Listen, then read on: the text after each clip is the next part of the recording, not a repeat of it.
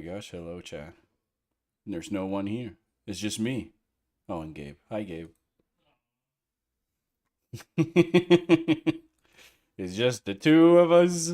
Just the two of us. Us two. Yeah, we're back to those days when we're trying to get people to show up for Magic or Monster Hunter, and it's just the two of us.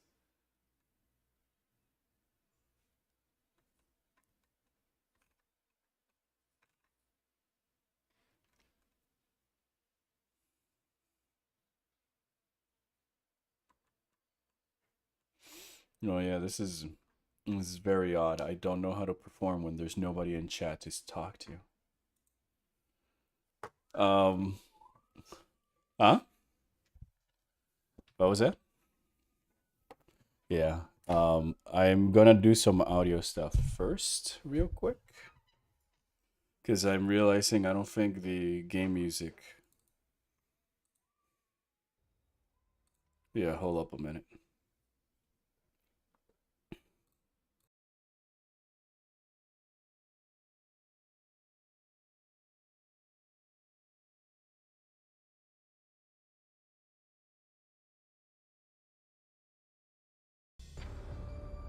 I just forgot to say some stuff. Oh, hi, Mark. Oh, hi, Mark. And we're gonna get the good new client. We're gonna make a lot of money. Who's your new client? No, I cannot tell you. It's confidential. No, I did not hit her. It's a lie. Oh, hi, Mark. Can you give me a test? Oh, hi, Mark. Oh, hi, Mark. All right, sweet. You're only coming out of one audio channel. Chat, can anybody confirm that you can hear everything? Can you hear the game? Can you hear Gabe? Can you hear me? Yes, Chad, can you say something? Could you hear Crocomire in the background just saying Jimmy in a Carl Weezer voice? Yes, they can hear you. Wow, I'm more surprised by the microphone's like strength, I guess. It's a very strong microphone. The strongest of all mocking phones. Carrot cake. Goku can only take so much.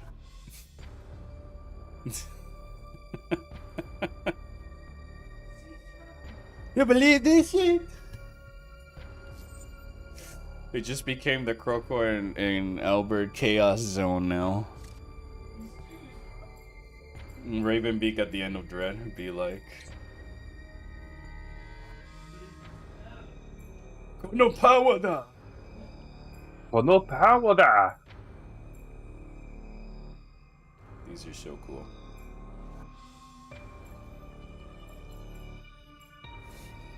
Dude, these two are really obsessed with the booty. Yeah, I mean, look, it's a booty, booty, booty, booty, booty, booty, booty, booty, booty, booty, booty, booty, booty, booty, booty cheeks. Jehuti is ready for combat. Jehuti. Jehuti. Jehuti, please. I'm just now stimming sound effects with Croco, who's not even a part of the stream. Alright, so... Alright, Gabe, I'll leave it to you while we give chat a chance to show up. Dread or Leave Prime Remaster? Prime.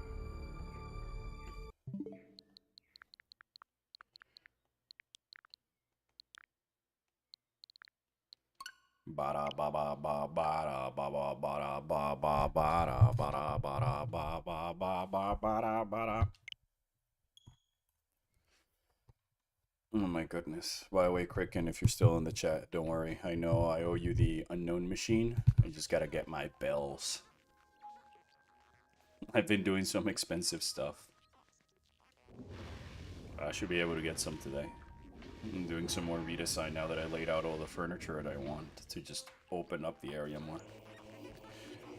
Ba-da, ba-da, ba, ba, ba-da. Ba, ba, ba, ba, ba, ba-da.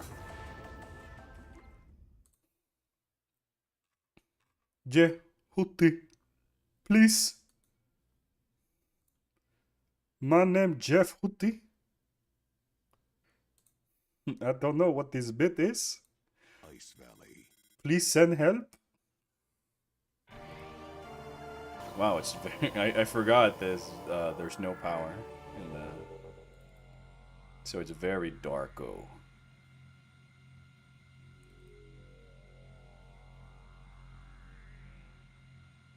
Anybody saw the Ghost in a Shell trailer? I said it goes to the show trailer. Oh, I cannot wait. It's gonna be a problem because my brain is just gonna be rotting about that until it's out. I guess I get part 7 in the meantime.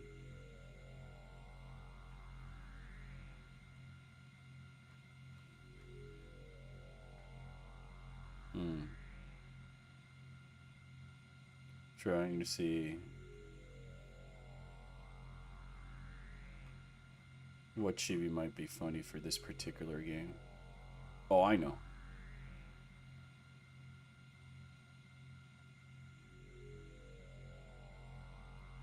Look at that. I guess So very pretty. Huh? So very pretty, the door. Yeah, it's very pretty. I don't have the chibi on this hard drive. I was gonna put the Metro Prime chibi as my chibi, so that way it's kind of like I'm playing it.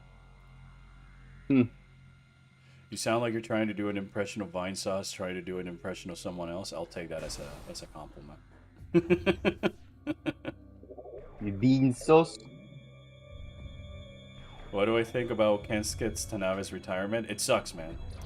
Like, it's very sad because I feel like, yeah, I mean his direction on games or producing or his decisions that have gone into the games that he's involved have not been some of the best decisions in the long run, in my opinion, but it's still, like, I think says something when you got a guy that's been in your company for more than 20 years producing games and all this other stuff to show so much enthusiasm or interest in developing a 4th title and saying that he had like a story idea and all this other stuff, and just kind of gets the short end of the stick at the end of it all. And you know, the game comes out, we now know a lot more of the bullshit that happened behind the scenes in Beyond's development. That for the game to come out and Tanabe almost immediately be like, all right, I'm out, adios, hasta luego. I don't know, I see it as kind of like something must have happened, you know, that he wasn't happy with, and I'm not saying with the end result of the game, but more so like his experience working and making it, that I just think it's like a huge red flag in terms of what might be going on behind the scenes of Big Tendo in general. Because, like, you know, this guy has been working on your company forever.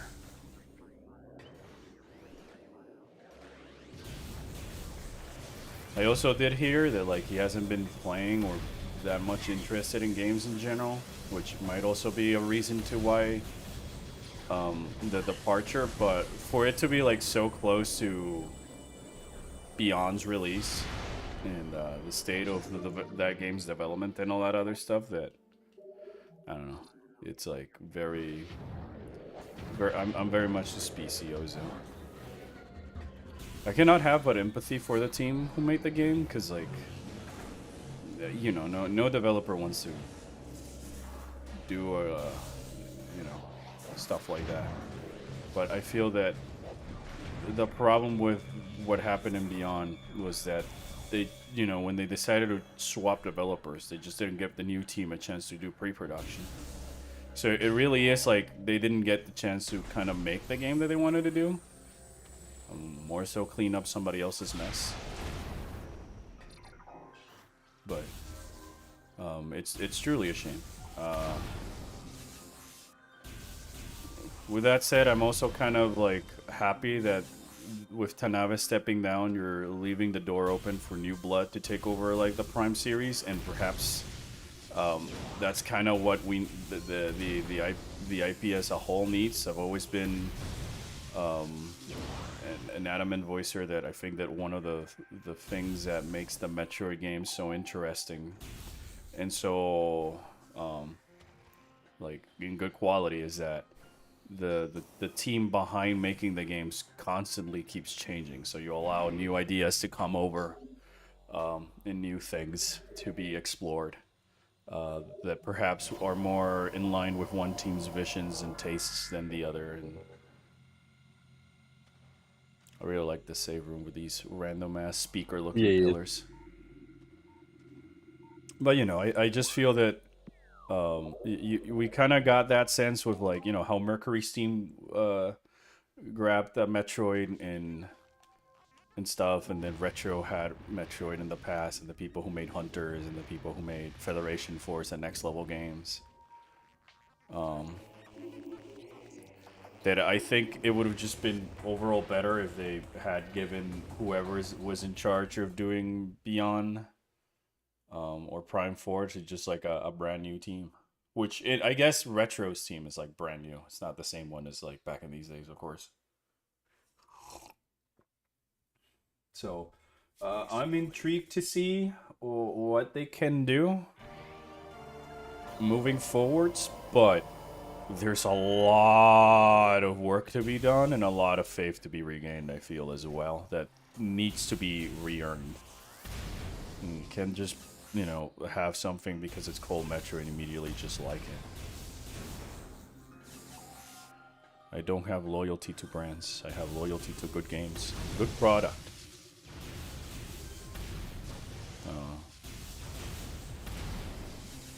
What do you think about Tanabe retiring after so many years, Gabe?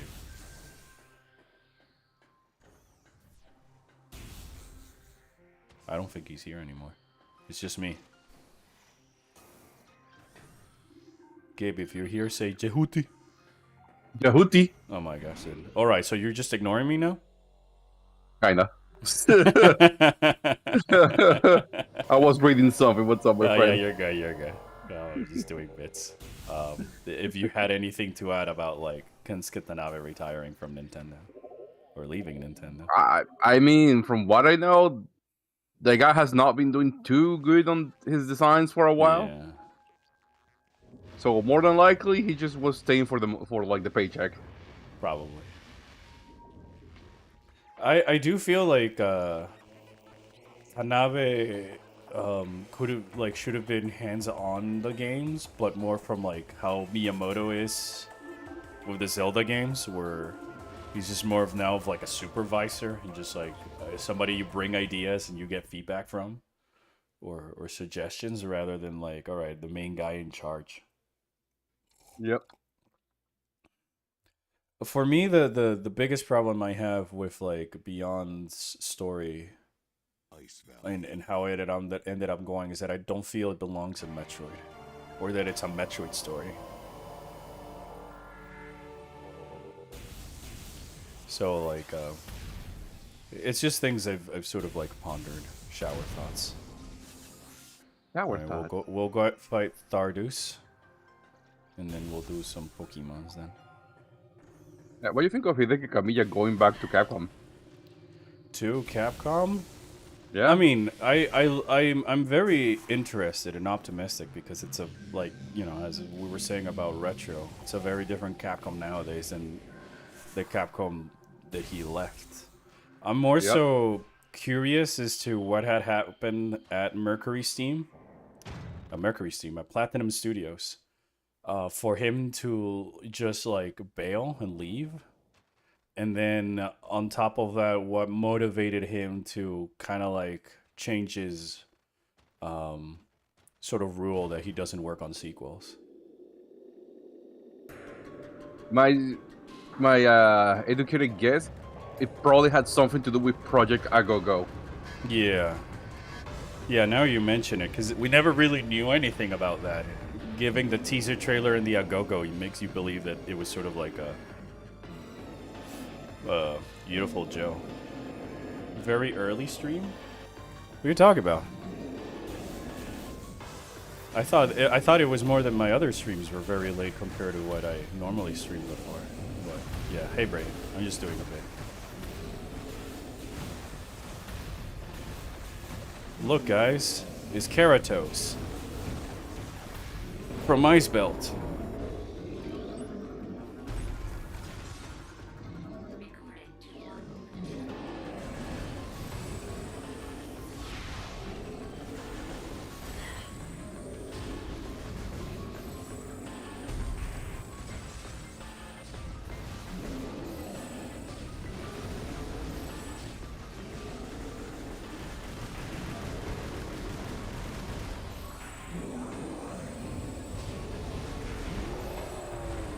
There we go.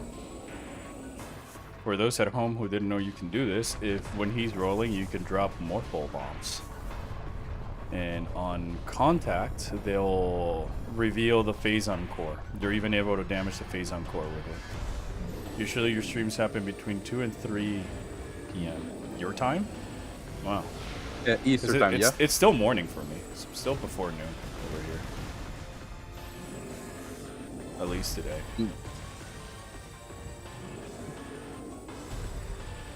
Die. Oh, that was a clean hit. Another nitpick I had with Beyond, that's very much a nitpick, was that the super missiles felt very slow.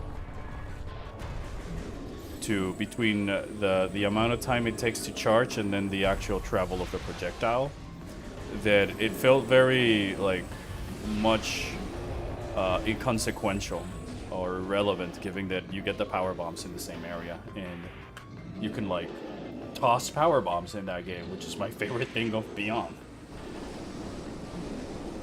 Outside of View 995.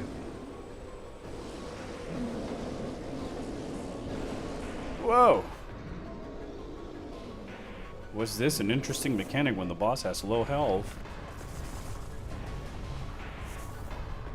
Well, it ain't that interesting. He just makes the fog different. Beyond? Say that again. Kappa. I mean, there are a few aspects I did like.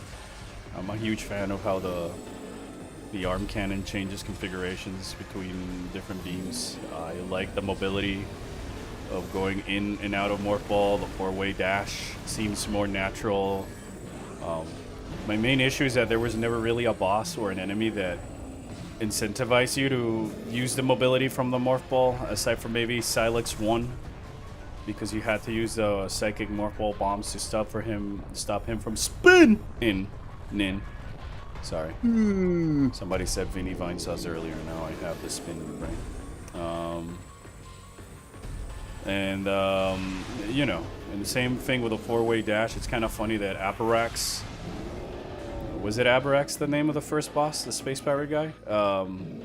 Was the only boss to really feel like it's using both the Morph Ball's mobility and the 4-way dash to its fullest, as well as I'm locking on the boss but hitting something else on it as a weakness. I know that Silex, the final Silux boss fight does it, but the final Silux boss fight sucks doo-doo.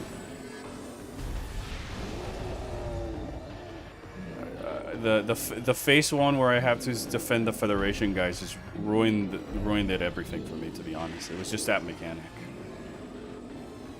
I already found it hard enough for me to be dodging all of these attacks that having to play babysitter healer with these troopers, and I don't have a way to top off their health until they're down on the floor about to die, is I felt like it was unnecessary.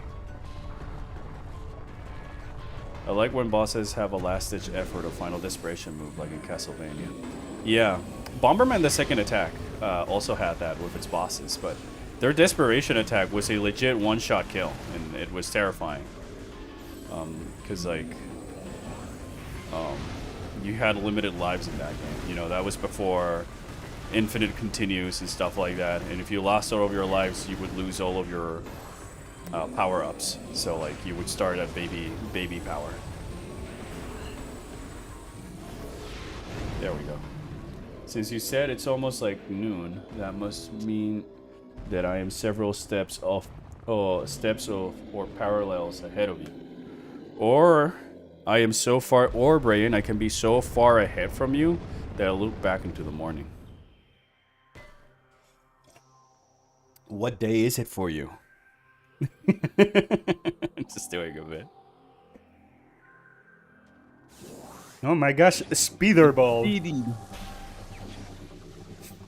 I love the clank sound effect when the two parts of the sphere. Impossible. No, impossible. I recollect it. I'm recollecting right now. There's nothing you can do to stop me. I'm high on that anima, boy. Speederball. Speederball. I was always a huge fan of how the Speederball looks in this game. What was that, Gabe? Just whatever a Speederball does. Yes. You know what other game we need to start streaming for real, for real? Which one? No, when we finish Pokemon? DMC5. Yes.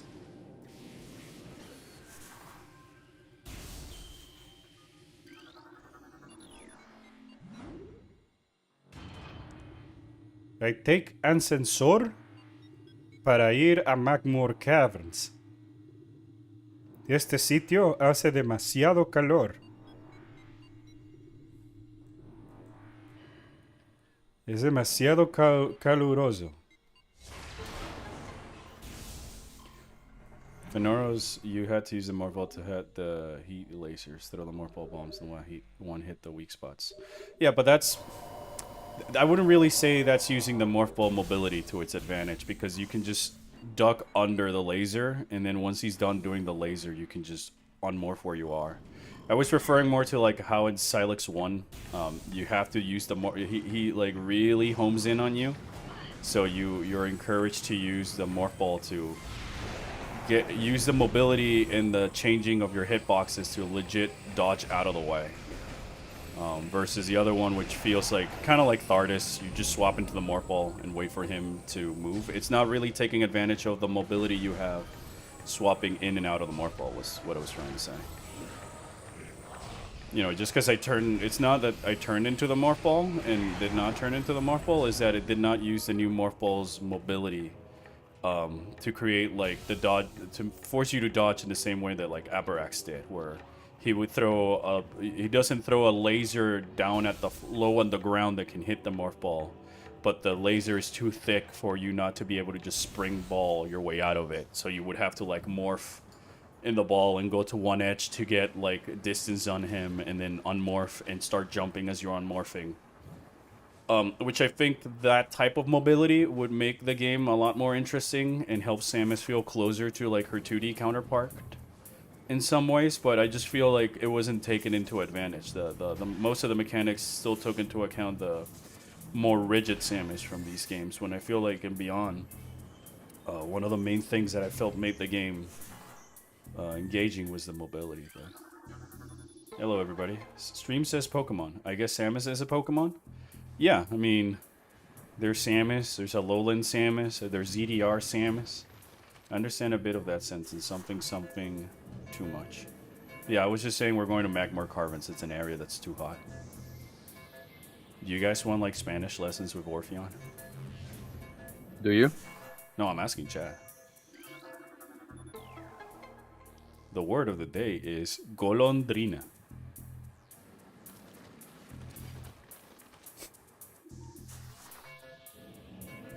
If you know me, you might not. You might know what what is the word of the day. A bird. Yes. Golondrina is Spanish for swallow, the bird. Difference from tragar, which is swallow, is in swallowing food. Hey Dusty, how you doing? How's everybody doing?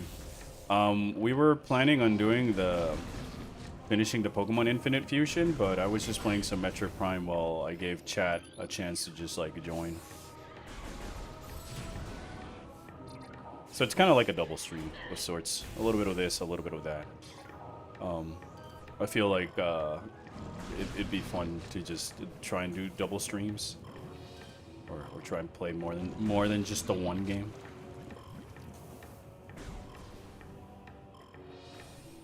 I can always load up Beyond. I still do actually have it installed on my system. Do you? Yeah, What about them Pokemons? Huh? What about them Pokemon? No, I rather do Pokemon Infinite Fusion than Beyond. I feel like I think you have done enough Beyond for a yeah, while. it's exactly what I was gonna say. I feel like I've met my Beyond quota for how much I enjoyed the game. But with that said, I don't mind doing it for the chat if it's what the chat wants to see, of course.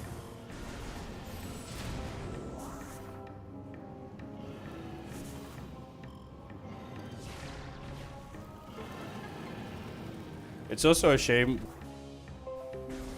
Reconnection successful. All right. Just tell him to hit refresh. Sysux is at it again. I do like the fact that yes, I gotta do the bit. This will be cut. This is the new bit for whenever my internet Your stream dies? my stream dies because of the internet. This is me at my internet router. Silex just I had so much hope. Anyways.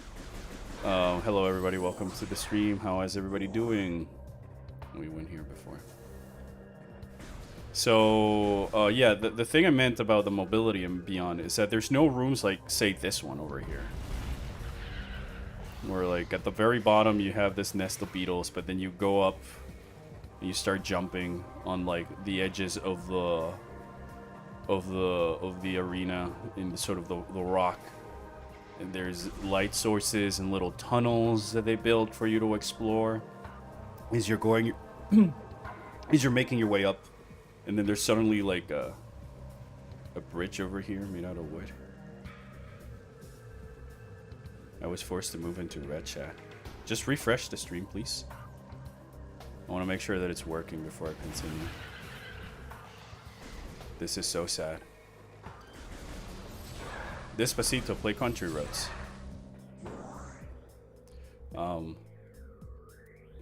It works after restarting the app, yeah. Says somebody in purple chat. Nice. It was an issue on my end. My OBS disconnected for like 2 seconds, but whenever that happens, you know, streaming websites go like, because I'm not that big.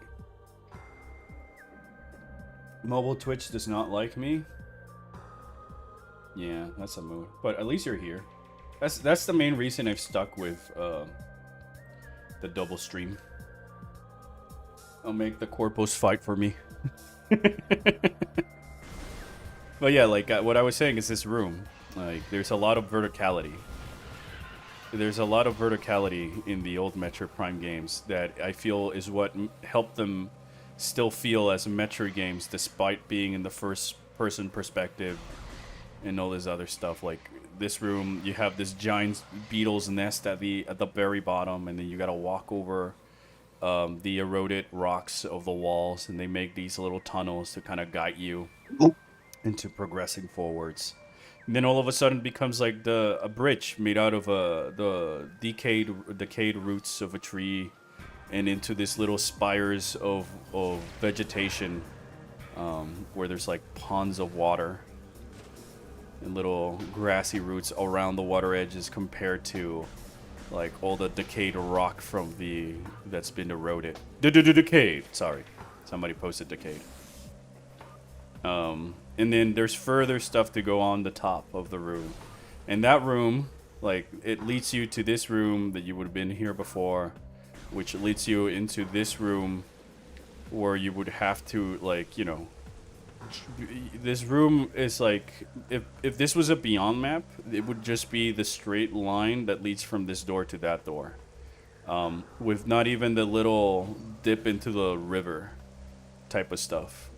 It wouldn't have this part over here on the left where you would go over there and just have to, like, platform your way around so you can reach the door up above and try and explore over there. So, like, the lack of verticality is what makes it also feel more like a first-person shooter action game than a Metroid game, because verticality Always felt like the platforming has always been a big part of the series. All right, I saw what you guys were saying during my monologue, so here you go. Lizard, lizard, lizard, lizard, lizard, lizard, lizard, lizard.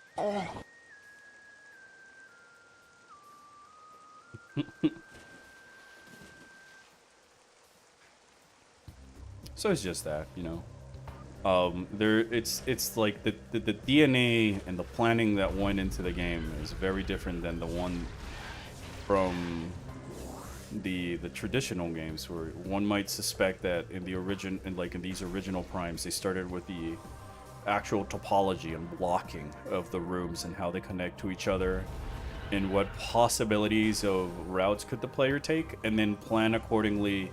All right, so we're asking them to go from this place to that place, and then from that place to this place to collect these power-ups. Let's put them in places that might take advantage of the type of mechanics and like platforming and stuff like that. Blue? What do you mean blue? Even the rooms that are just Space Pirates corridors are more interesting and dynamic than in Prime 4. Yeah, because the straight hallway rooms from the Space Pirates are different than offer a variety where there's no verticality for you to use to sort of hide from the Space Pirates. In this, I like to imagine that Metroid Prime creates like cover gameplay by verticality rather than hiding behind cover per se. And so it adds like a variety to the encounters of Space Pirates. It adds a variety to the environments. And it helps, again, with the visual storytelling, that the vertical areas are vertical because of a lot of it is just natural erosion. Versus this is a Space Pirate facility meant for studying and research, so everything's kind of flat and convenient, if you may. Have you seen any of Zesty's leaks recently? No, I haven't really been up to date with Kamen Rider Zests. I don't know what it is about the Reiwa era of Kamen Rider that just does not appeal to me. With more information, let's ask our Kamen Rider VTuber that's in the voice chat. Gabe, that's your cue. That's my cue for what? To tell you that I like it? No, yeah, for you to give your opinions and stuff. Well, no, the Reiwa era is shitty, honestly. Like, I'm like hella shitty. Only a few riders of that era I actually like, and only a few seasons I enjoyed. Which ones? Cest, as you said. I've liked Cest from what I've seen, but I don't know why it hasn't quite hooked me yet. Like Ryuki did back in those days. Mm-hmm. Now I like Zesty. I like Revice as a rider. I just don't like the season like halfway into it. Yeah, I can agree. Because I did like their dynamic, but I just did not like how it kept going. I fucking love 01, except for like that small portion of the fucking meta cluster hopper. Yeah, I feel like as we've said countless times before to each other, if the missile cluster hopper wasn't so much of a missile cluster fuck, and it was short, then like it would have been. I was testing something. You seem to. I have also do like Gab. I like Gab. Elma? What about Elma? Sorry, I'm doing a bit that Brian posted in the chat. Oh my gosh, Elma. you can continue with your speech, Gabe. I like Gab. Gab was fun for me. But Reiwa has this issue, and it's very apparent really early on with Saber. Where they put way too many riders and they try to make every single one of them important to the story. Yeah. When everybody is important, and no one is. Yeah. And then there's the issue of the way too many. If I may add a little anecdote to that, there are ways that you can make everyone important, but not everybody has to have the same screen time. I like to call back to Ryuki, which has like at a point 5 different writers fighting each other, and they all kind of get like equal importance in the plot with like Asakura and Zolda and the rest, but the story is still more focused on Shinji and Ren rather than everybody but everybody still feels important. The Dusty same goes says for actually Decade. the Decade. Yeah. You cannot say just Decade, man. It's the law. The only Dusty says that the only thing he doesn't really like about Gav is how bitter Gav was handled. I'm assuming bitter Gab is like the Black Hazard. I'm the Black Hazard? I don't know. I really didn't see Gav. I didn't really like the gimmick.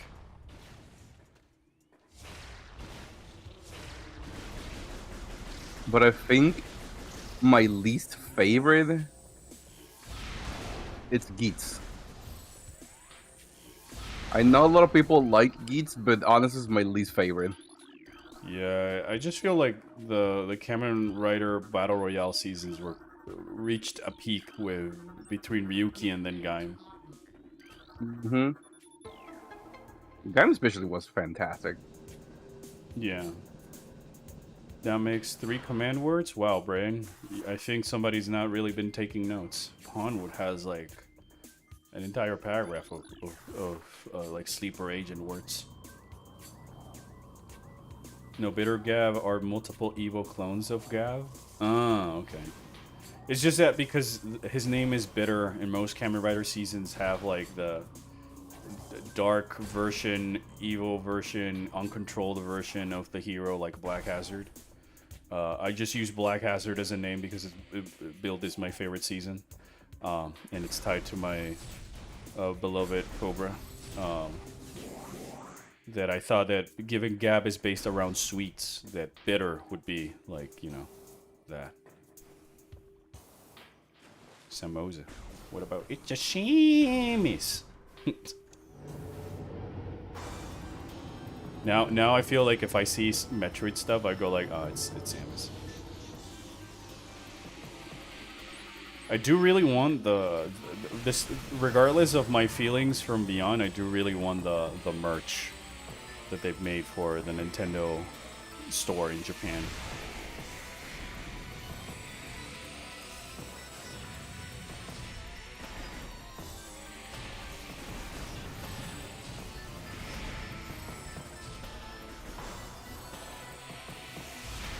Based on so spooky that it corrupted the spirits of the chosen. That's like if the green energy mutated the Lamorns even after death. Huh.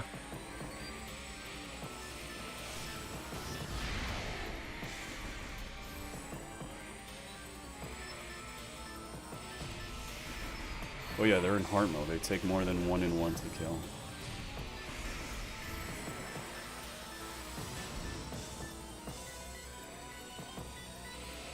I feel like Beyond needed an enemy like the Chozo Ghost and the Commando Pirates. There's just like a bitch, you know?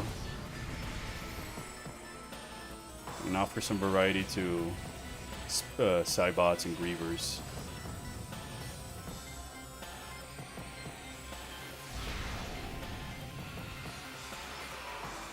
Arm Cannon Pill is way too good not to come to the Western Hemisphere. Yeah, especially like... There's also, like, between that and, like, there was these very nice metal thermoses they made for Metroid Dread when it came out. And other merch that I'm just, like, very upset that I cannot just order it on the Western Hemisphere. Like, Nintendo needs to make as much profit as it possibly can from it, that they don't bring stuff over here or some other thing.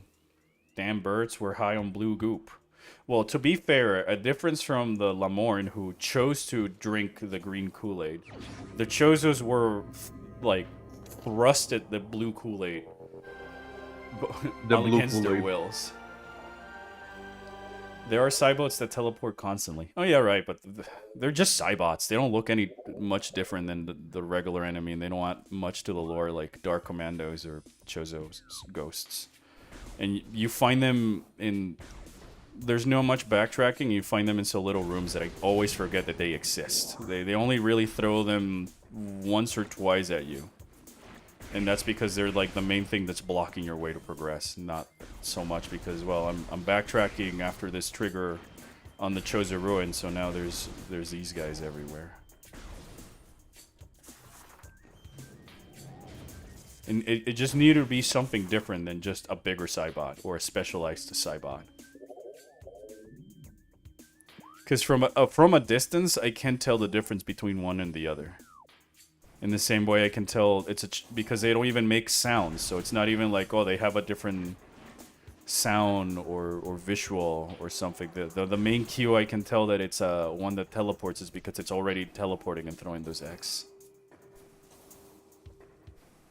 Because, like, the fun thing about the Chozo Ghosts is that they're jerk enemies, but they only show up in a few rooms, and you only stumble upon them if you're, like, as you're backtracking. But, you know, you can ignore them. They're optional. I feel like the Cybot one is way more annoying because of how it chooses to teleport behind you and in front of you and, like, just...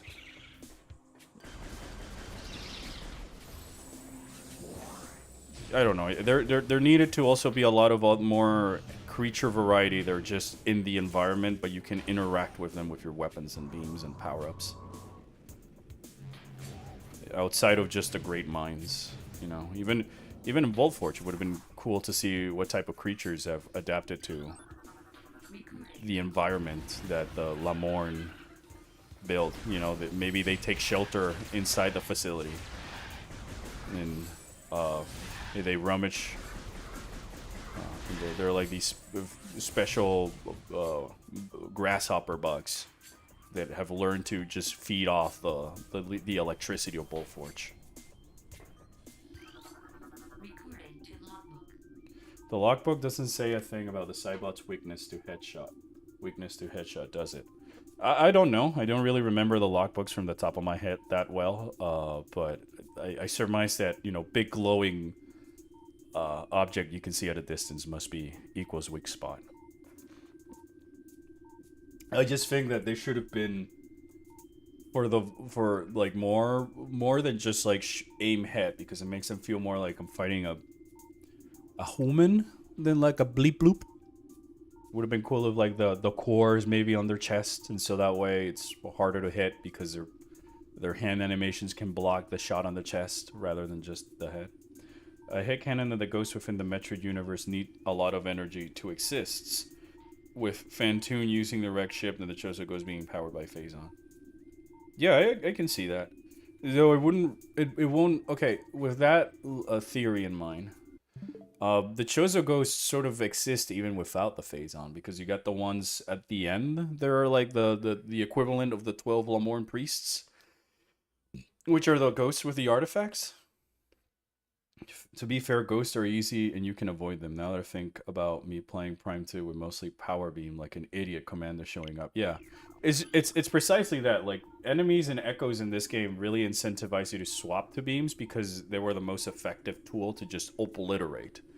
The same thing happens in Beyond with the ice bots, with the ice shot and the side bots, but it really feels much more like an exploit because it's like I'm bullying the robot who's falling and cannot get up. What is this? And I cannot get up. It's also the wording and the sort of syntax they use in Prime games is way more rich than the one in Beyond. Like, what is this otherworldly pestilence that infests the land, seeking out life in its blind need for corruption? Not one sentence alone has like a lot of more syntax and like drama and staging. They're using big words like pestilence, infest the land. Where did this meteor that brought it originate? Was it crafted by alien hands? Or is it a roving chunk of a planet that suffered a violent end? Our minds quail in horror at the thought that long ago, in some corner of the universe as yet unseen by our eyes, an entire planet was perhaps once coated with this great poison. Whatever cataclysm may have ruptured that doomed the place must have been mighty indeed. And if other meteors from it spread through space, bearing this evil to the far corners of the universe, we hold fast to hope that this is not so, that the only surviving remnants of this evil are here on Talon 4. Then at least there is hope for its eradication. It's like it says so much with so little. The logs from both the Chozo and the Space Pirates paint the picture of why Phazon is so spoopy. Where you lose that with the green energy because it was like willingly used and stuff. Are you talking about Prime 1 and 2 beam usage? Yeah. Speaking of Beyond and Ghost, I came up with several mechanic ideas Prime 4 could have had to help with its story and setting. I noted them down in case I want to add them for a future game inspired by Prime. I might be interested to hear. I always try to throw bombs at the enemies when I had the chance to make them less tankier. Yeah, I just didn't feel like the bombs were doing that much damage when I tossed them, I tossed it at them, compared to just dodging out of the way and firing missiles and then using the other beams. Especially like once you have the ice shot and you can just eye falling and I can get up combo them. I couldn't find something that was more convenient or quicker than that strategy. I like the idea of tossing the bombs. It was my favorite, but I find it that it's a lot of button presses to use the mechanic, because you gotta press one button to morph into the bomb, press and hold the other one to press one button, morph into ball, press and hold one button to drop bomb and turn it into psychic mode, press button to unmorph, press button to swap to psychic visor, press and hold button to grab orb for a few seconds, and then aim at enemy and release. So like versus press button on D-pad, shoot ice shot, and then press button, swap to missiles, and then GG, shake my hand. Oh my god, triple locks. To the entrusted one, if you read these words, then our hope has not yet been in vain. Your path is fraught with danger. Monstrosities beyond description lurk in the shadows, starving, hunting for prey, searching for ways to quench the poisonous urges that bloom in their brains. Some of these are shrewd, but they are blinded by their evil designs. Believing in the black promise of the great poison, they seek to harness it for their own ends. It is these last that are the greatest dangers. When you rid the universe of these creatures, you will be the true and trusted one. Very cool. Very cool. More. None know if our temple, the cradle, will prove powerful enough to contain this evil forever. For now, it wraps around that abomination, cutting it from the world above. However, we believe the power of Cipher, which has been produced by linking the 12 artifacts, should be strong enough. The fate of this world now left to the one who will collect all the artifacts in the future. The time when the entrusted one knows is approaching. Chatin Aran. Many Chozos are gifted with a distant sight, Chatin Aran, and even more begin to learn it as our harmonization with the universe becomes more and more complete. We peer forward, seeing prophecy in the ripples of the water, hearing rumors of coming days on the breath of the wind. Though we celebrate the distant sight, many of these visions are dark. The worst of the prophecies, and the most common, tells of the coming of the worm. Born from parasites, nurtured in a poisoned womb, the worm grows, devouring from within until the world begins to rot.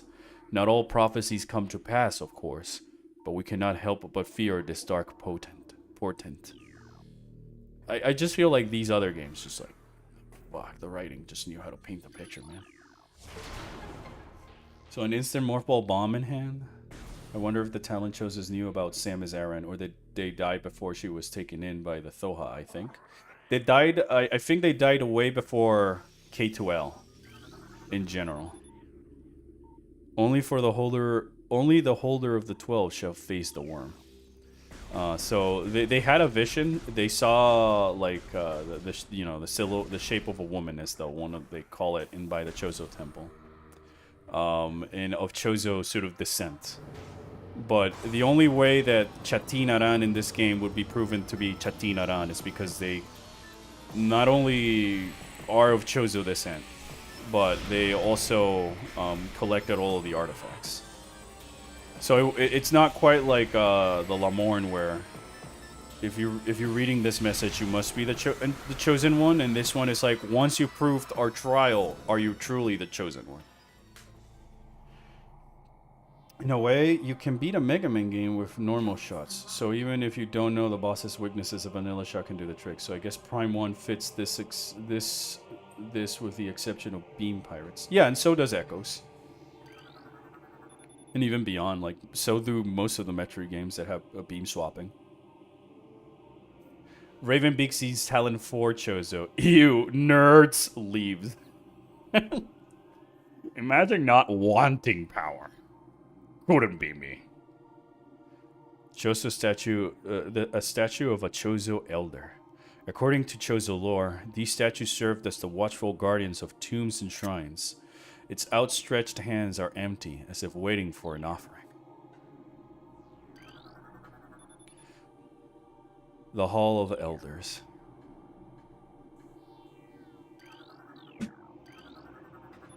The Elder's greatest power lies beyond the second lock.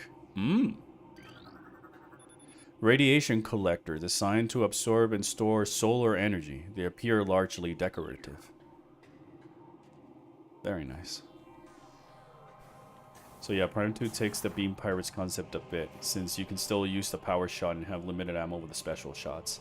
Yeah, but the special shots also now deal extra damage to whatever is not the opposite alignment to them. And then they still offer like the off-world creatures that might be neutral or just more damage to Dark Aether because of phase-on energy of sorts compared to the light of Aether. I like the beam ammo concept because it puts a bigger emphasis on you can still use your power shot if you need it to. And here I feel like do a lot of damage to it. There's a few bosses in the game that you need the beam swapping for, like the Emperor Ing, but you can still like do fine. He'll spawn ammo for you to kill. You can still use the power beam to destroy, like when his orb is in the yellow-red phase and he's not aligned to either dark or light, you can use super missiles and power beam to trigger him to choose an alignment, and then you can use the other beam. So even the power beam is useful against the Emperor Ing's final phase.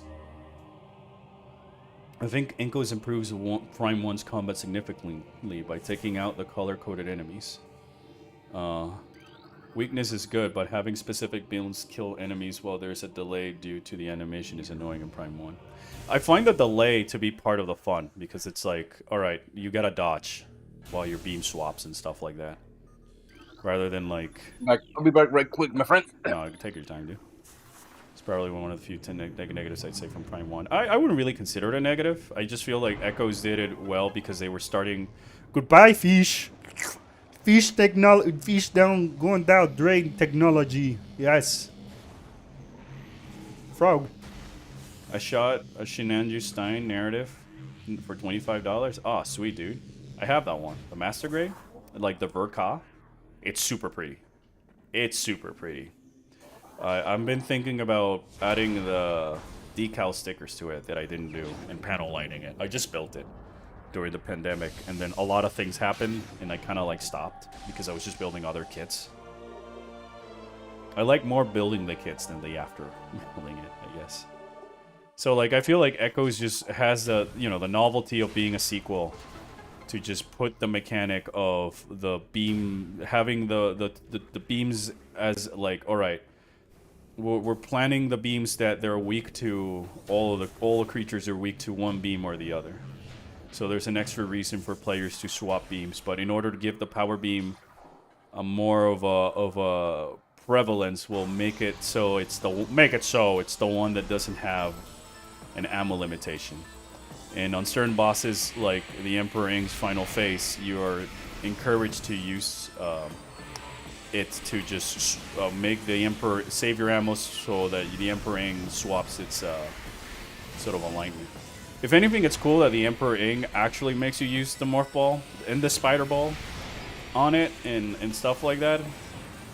It's probably what I would consider the Echoes my favorite.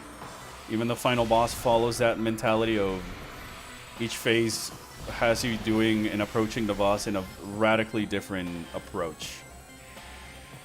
You know, in the first one, you got to deal with the tentacles are always moving before he exposes the core, and then the core has these shields that move in a particular direction, forcing you to strafe and sort of get ahead of it while avoiding this laser. That's very much a fuck you laser. Code's normally over $75. Yeah, I know. I got mine for like 30 on a sale once. I have the kit, chat. I know which kit we're talking about. It's super cool. The Sinanju might be one of my favorite mobile suits. I'm a big fan of the Xeon machinery more than the Federation machinery. Like Zakos, Zegox, Doms, Big Sam. And I really like the Sinanju and Sasabi for that regalness that it puts on the mobile suits. Yeah, I think that's a better design, in my opinion, than Prime 1. At least for its lower design. Also, in my opinion, probably Emperor Ing is the best 3D metric boss. Yeah, I agree with that. I would say either the Emperor Ing or Quadraxis. Because I feel they both follow a lot of the same design philosophies and find ways to use everything on your arsenal to defeat them. Which makes the encounter, from a story perspective, all the more impressive because it takes the Samus's entire arsenal to just bring this thing down. Is Raven 10 apps beak? I feel like if we somehow end up talking about Ravenbeak again, I'm loading up Dread.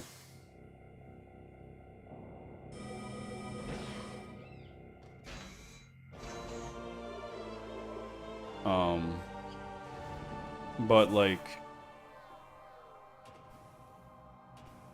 the other thing I like about Echoes' final boss with Dank Samosa is that like it's sort of like an icing on the cake boss rather than the final boss proper. It's like the victory lap of sorts, but it's still like you might be so exhausted in resources and all this other stuff that you might just go back to doing that 1v1 against it with just a power beam alone. That kind of like,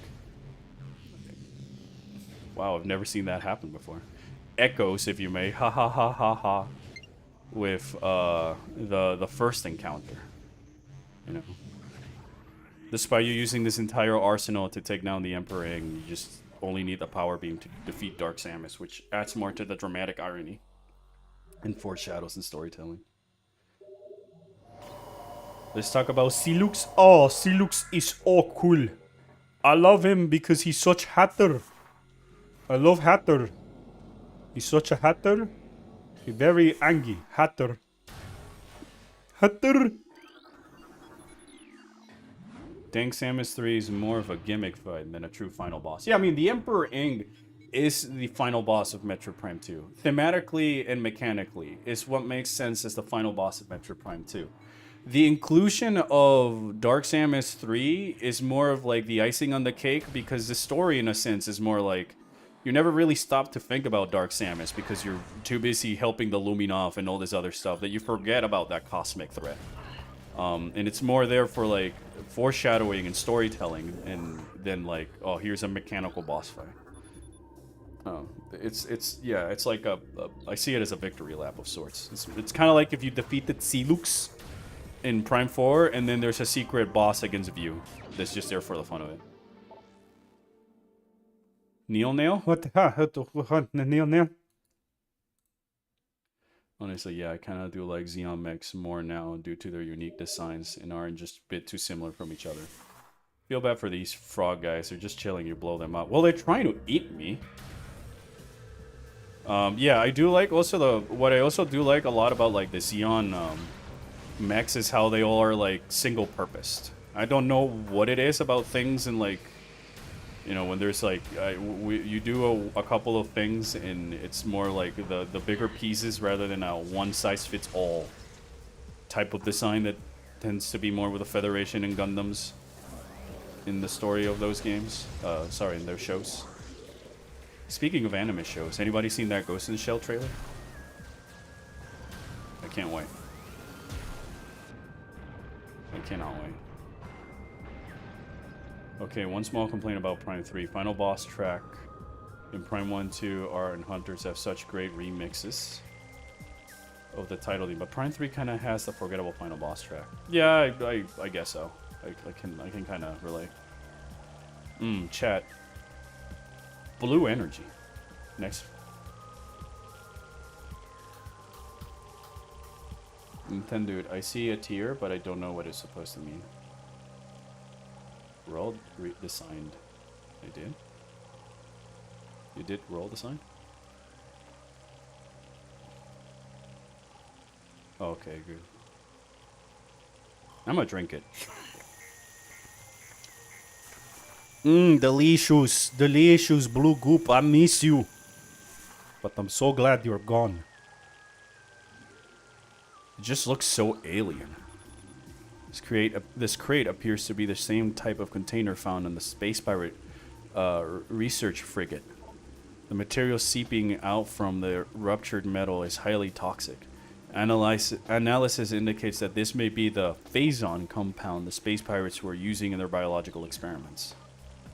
Well, foreshadowing and visual storytelling. Slurp the blue juice? Okay, one more for the road. There's still a lot there. Delicious. Do you think that, like, if we had the chance of, like, jumping into a pool of green energy, right, that it would do damage? My favorite Xeon suits are Sakuwan, Dwayne, and Kemper. Yeah, for me, it's really a tie between both Zakus. I'm just a fan of the Mono Eye. Maybe Zegox as a second, just because I like that amphibian design from it and stuff. Hatter. No, it is not. Yeah, I'm pronouncing it right. It's Hatter. Silux is such a Hatter. And I'm back. All right. I'll go to the next save room and then we'll swap to Pokemon. Hell yeah.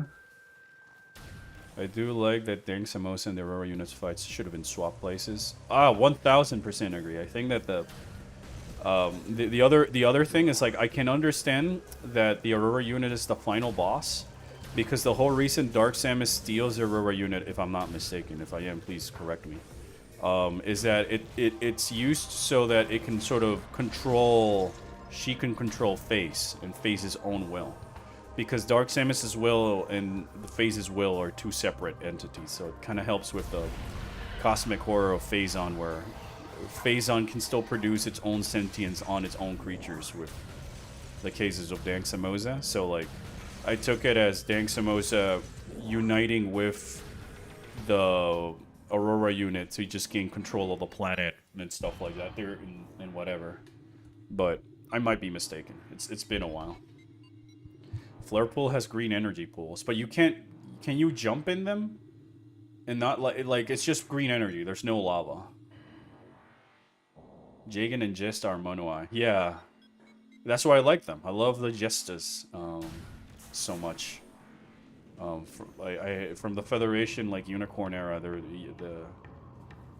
they're some of my favorite, because in part of the Mono-Eye. Metroid Prime Hatters DS. Yes, I love Metroid Prime Hatters. Silux was my favorite in Hatters. He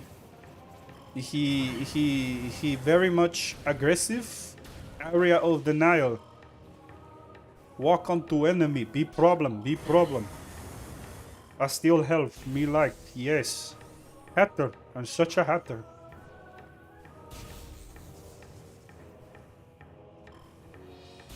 So yeah, like, I do agree that Dark Samus should have been the final battle. I think it would have been way more interesting if you defeat, like, Base through the Aurora unit and then Dark Samus, because the beef is more personal between the Samuses. But what can you do? Honestly, I love the Armor Core mech designs because of how grounded they look. Yeah. I also like the ACs a lot because they're big, chunky, blocky, and stuff, you know? They're more machine than human in that regard, and the way they move, and the blockiness and stuff that they have in the cinematics. And then you get things like, you know, 9 Ball or the White Glint, or the Aya machines from IC machines from Armored Core 6 that like break that rule or lean more into it. That's pretty cool. I will say though, Faces as a setting and gameplay is an amazing final area, not just for Prime 3 but the trilogy. I just wish Aurora Unit felt as climactic as the planet. Yeah, I agree. I'm just perfectly content because everything that happened in Corruption's ending that I felt needed or I wanted to see happen, happened, even if it's out of order, so.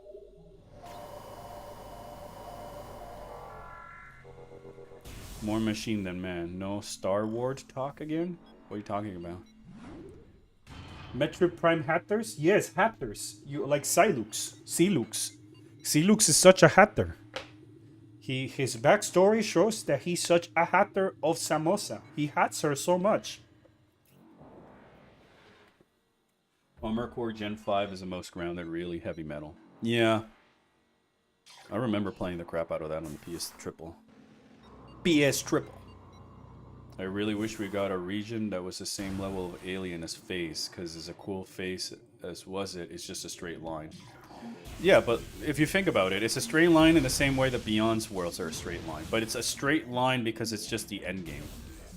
You going to Face is the same as Samus going back to Chrono Tower. And Emerald Dane tells you that there's like a point of no return type of shit. So it being a straight line is just so that you can get to the end quicker and get to just see everything that you needed to see about Face. Yeah, like the Impact Crater. The Impact Crater is also just a straight line, but it's there more for like giving you the glimpse of what it is. That I'd rather have that than nothing at all. Oh yeah, and Turian, where you find Mother Brain, is also kind of like that. You're 1000% right, Kroko. Huh? Yeah, it's a Metroid tradition that the final area is just sort of like more of a straight line reveal of the true horror than an area that you're supposed to visit, because I feel that that just reflects and builds to the horror of the rest of the game. Oh, I fell in water? I'm not supposed to fall in water. Quick, footage to scare Metroid Prime 4. I'm under what? Nope. I'm under the water. Please send help. I'm stuck with Hatter. Hatter. I am under the water. Help. Yes, Silex is Hatter because I hate his backstory. Silex is a hatter because I hate his backstory so much in Prime 4. Well, chat, I don't see that as his backstory. I see that as a scene or a fragment of his backstory. If we want to see the rest of the backstory, we need to we need to spend another $60 for Metroid Prime 5 and then another $30 for the Silex Prime 5 amiibo.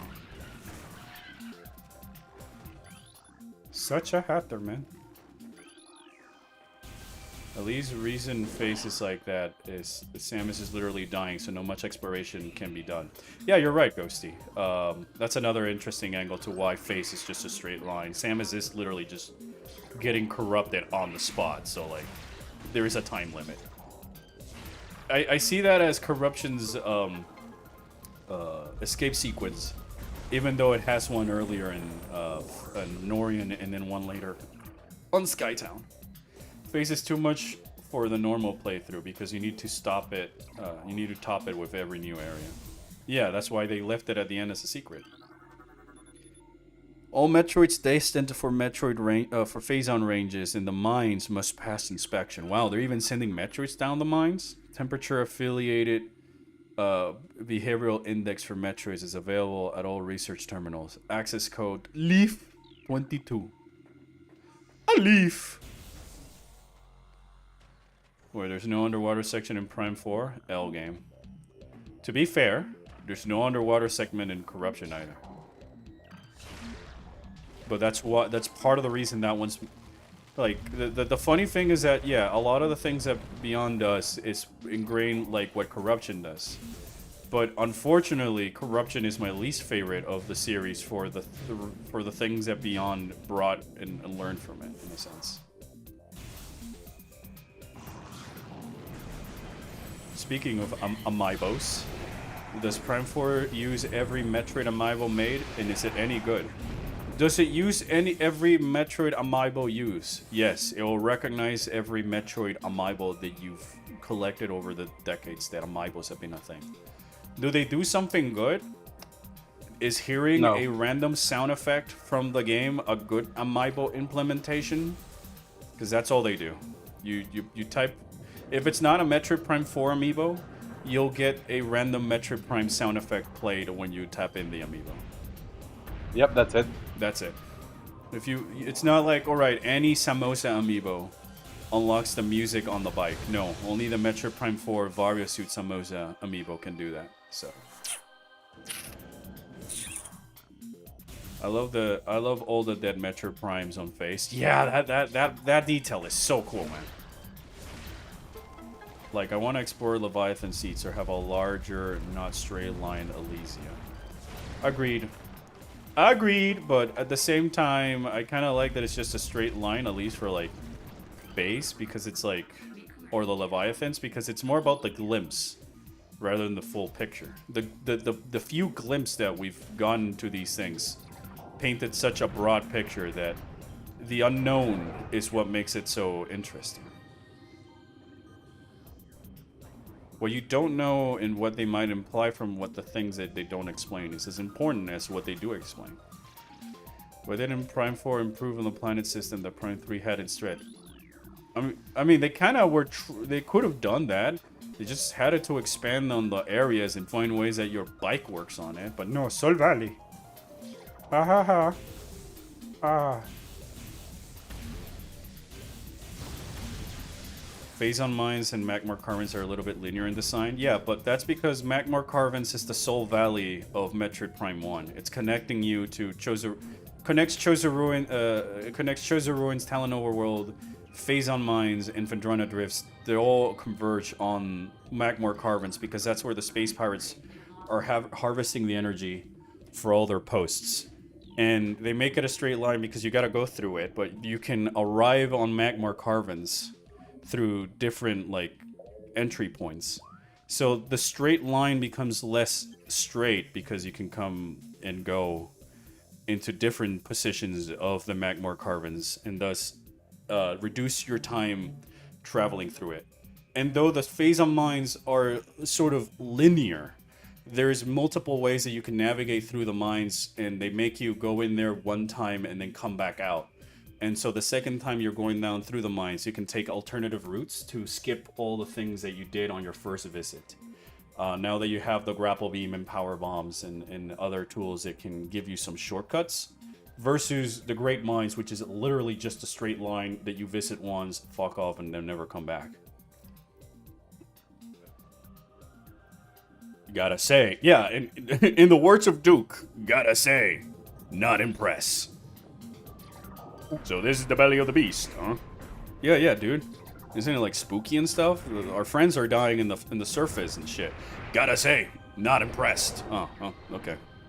I guess there goes my attention, man. It's just not the same.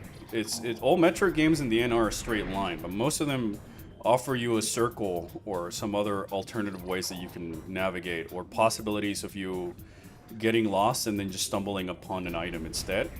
That Beyond is just a straight line and the items are just in your way, and the only reason you will backtrack there later is because you just wanted more missiles. Like, once you activate Ice Belt's thing, you don't have to go down there again. For the story, at least. Like, there's no, like, another power-up further down it. Kind of like in Phazon Mines, where you first go and reach the halfway point and get the power bombs and you get spooked and then you go back out. And then the second time that you come in, some enemies are different. You can fuck around against the Phazon Elite. Maybe you take the shortcut at the beginning. And so on and so forth.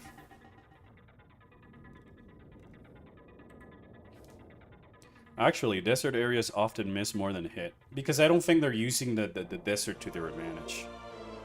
Yeah, because there's a lot of games with real good desert areas. Fusion was a in-your-face straight line? No, it wasn't. Like, like, as soon as you walk into Sector 2, Adam is like, alright, Samus, you need to destroy the... destroy the level 2 security locks before you can progress. However, I do not know where the fuck this is. You need to first access it, and then you can get the bombs.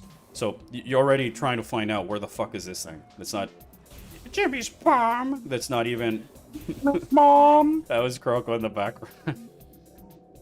Like, it's even like on an area that's not in your map, and that's just conditioning you to, there might be secrets in more of the map than the map that's being presented to you, so that once you unlock this level 1 security hatches, you go collect the bombs. But once you collect the bombs, the SAX, destroys the environment. So now you gotta find a different way to go around Sector 2 that leads you finding everything that's outside of the map, eventually fighting Zazavi. And then you get to, like, run into the SAX, and then you're making your way back to Adam so he can tell you to go to the next sector. So there is the appearance of linearity because Adam is telling you where your objective is, just so that, like, you at least know where you're trying to go. But how you get there is the fun of it. Because the straight line is not shown to you in a Mackenzie talking to Samus cutscene. The straight line is up to you to find. But we'll give you several doors that could mislead you. Metroid 3D or 2D, in my opinion, is a maze, even when it's a linear progression. Yeah, I mean, mazes have it's precisely a maze, because a maze has only one way to reach the end, but it's the multiple roadblocks that you can potentially run into that make it fun. Monster Hunter has excellent desert areas. Yeah, Nier also had excellent desert areas. Zelda has had excellent desert areas as well. Yeah, Gerudo Valley. Yeah.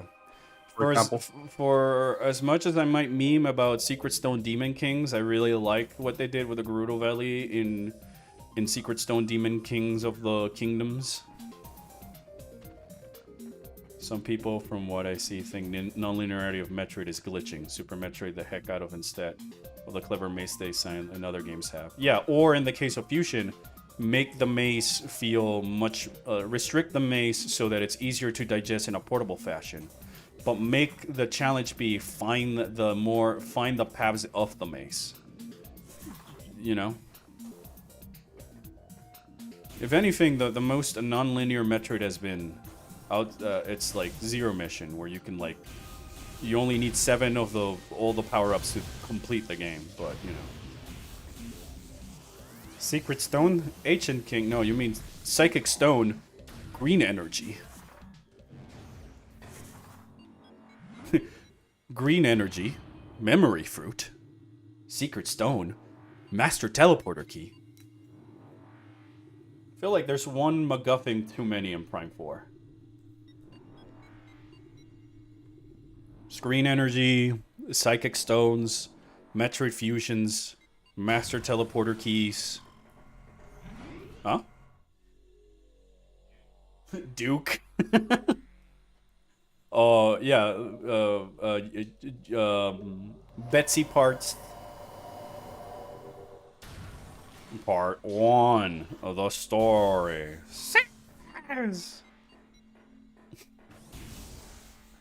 The problem with Prime 4's story is that it feels very disconnected from each other's elements, and they never come together to coalesce into a bigger picture, which was the magic of the narrative of the other Metroid Prime games, as each logbook scan not only served you to understand the lore of these people, but more so to paint a picture about whatever greater evil looms within the planet that only Samus is capable of face, and paint a picture of how crazy it is. So I adore Zero Mission. It's very smartly designed outside of starting 100% right for the next final boss. Yes. And I feel like the reason I also like Zero Mission is that it traded its forced backtracking with optional backtracking because of the way you can go about 100% and 15% and stuff like that, which helps the game gain more of its own Metroid identity that still fits within the parameters of what would constitute a Metroidvania experience, which Beyond is more of an action AAA shooter that happens to put elements of that would make one remember Metroid Prime. But what do I know? I'm just a hatter. I'm just hatter. You're just a hatter. I'm just a hatter. You wear a lot of hats. Yeah, I wear a lot of hats. I really enjoy the Gerudo Desert in Breath of the Wild. I feel like the Gerudo got the best in terms of story and gameplay in both Tears of the Kingdom and Breath of the Wild. I will say that I find the champions way more interesting and fun than the sages from Tears of the Kingdom. There's no way you can convince me that than Tulip in Bogon Man. Oh, what was it? What was he called? Unibo, right? I do not remember, I'm gonna be honest. Aren't as cool as Daruk's protection is ready to roll.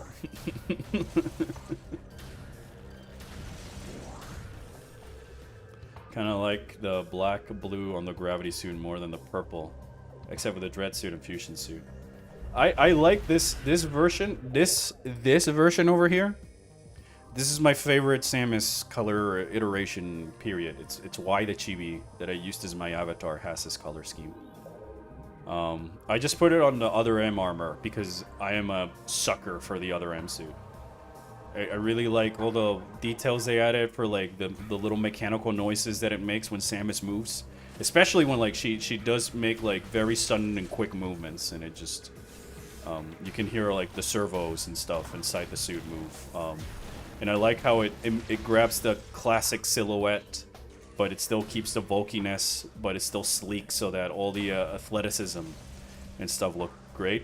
I just like the version in Smash Brothers way too much. I think that Uncle Soccer Guy really did a great job with adding those black panels lines that just add a lot of more character to the and mechanicalness to the other MC.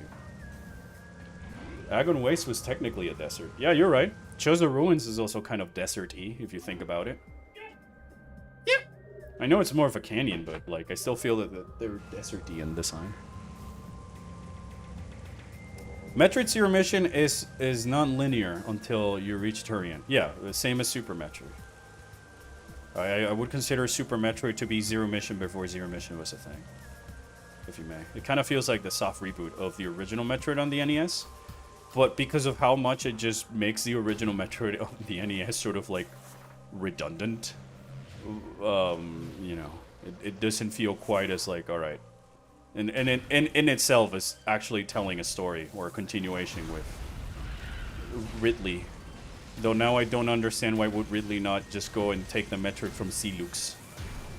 Or Ravenbeak. Why wouldn't Ravenbeak go steal the Metroids from Celux? Yeah, why wouldn't Ravenbeak just steal the Metroids from Celux?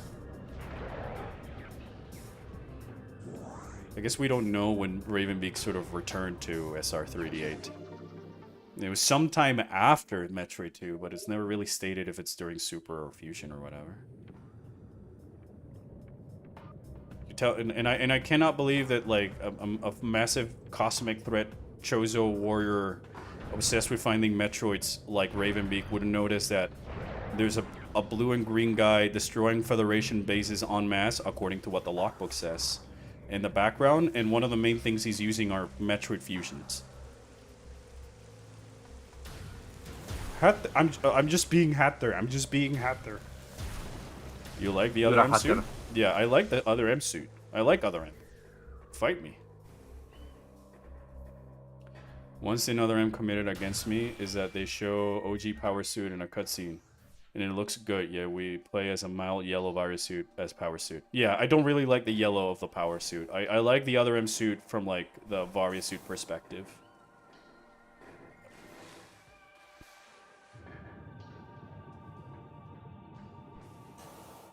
Feel like I haven't played a 2D Metroid game in years. Well, I can load Dread instead of Pokemon. Ravenbeak would bully Celux until the end of time. No, I just think Ravenbeak, like Celux would look at Ravenbeak and see how infinitely stronger he is, and be such a baby crybaby Hatter about the power that he cannot steal from Ravenbeak. That I think Ravenbeak would just like hyper beam, and Celux would just melt.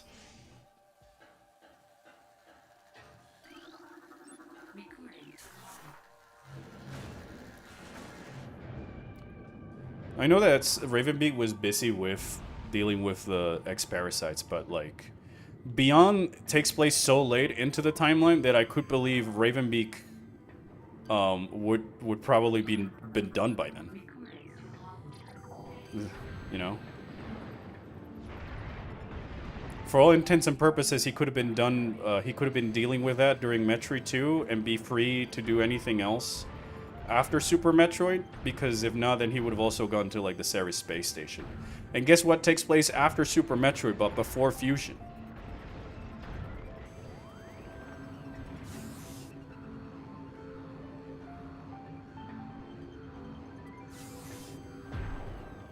I would have loved to see Other M Gravity Suit. Yes, that's for me the biggest sin that Other M did in terms of the Samus. It's like no Gravity Suit, but I still like the armor's design. I like the silhouette. Ravenbeak to Sealux. Pretty maiden, petty maidenless weakling. No, I think that's he would look at Sealux and say no power. Instead of like no maidens, it's like no power. Sucking fragrant music, my favorite. Yeah, I just at least wanted to hear it before I swept. Why didn't Ravenbeak didn't get bored and beat the heck out of every single bad guy ever?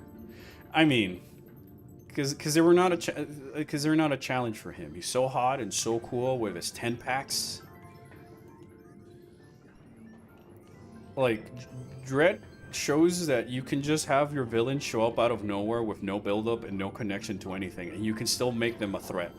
You make the journey itself reflect the journey that Ravenbeak had to do, which now makes a parallel between him and Samus is just so much more interesting because it's being told to you non-directly through the journey and the things that you have to do. They just paint the picture of how cool and hot Ravenbeak is. Not to mention that they follow the rule of cool that all Metroid games do, where the villain gets the upper hand on Samus in the beginning. Meanwhile, Sealux is such a hatter that he never wins.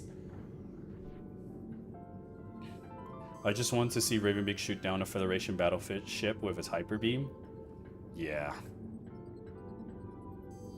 Honestly, Other M's Varus suit should have been the power suit instead, and the Varus suit would get the spiky shoulders with the actual gravity suit being black and blue. Yeah, that could have also worked.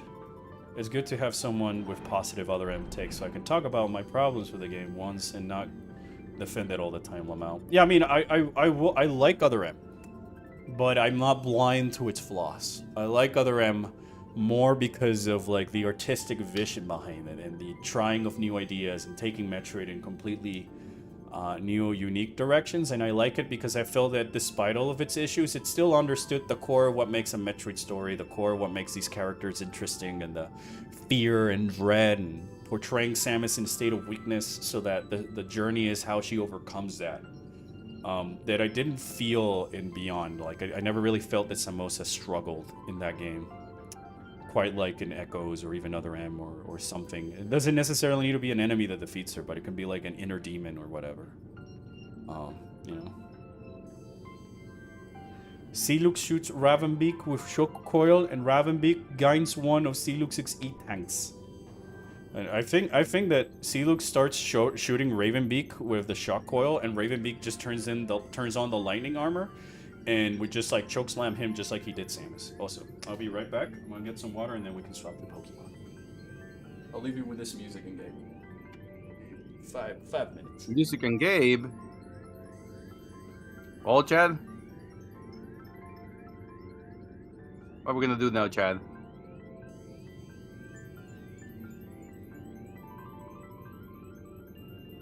We're doing things today.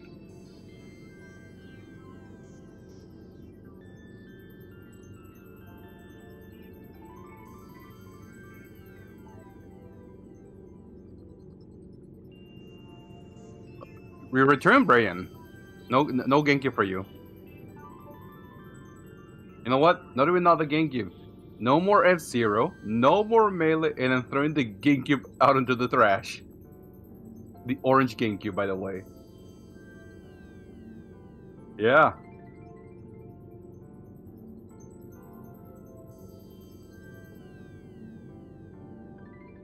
You don't get to play Melee anymore. Thank you, Cross Dusty. Thank you.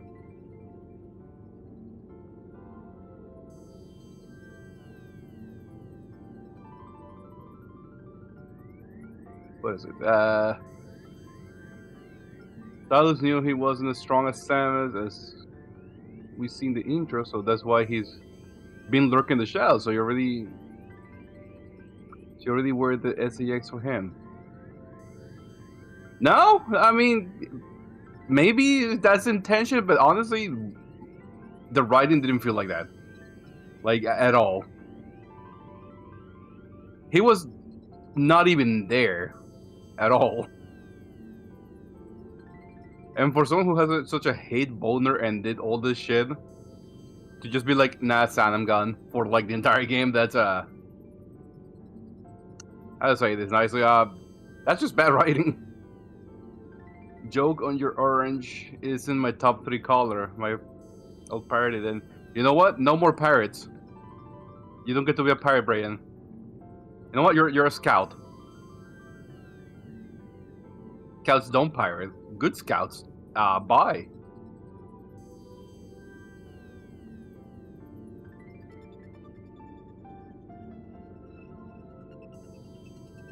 Not my parent license. Hell yeah, not your parent license.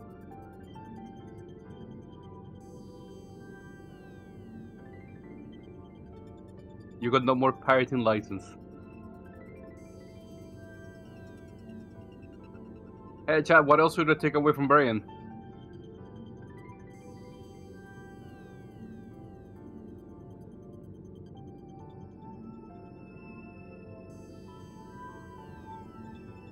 You know what, Brian?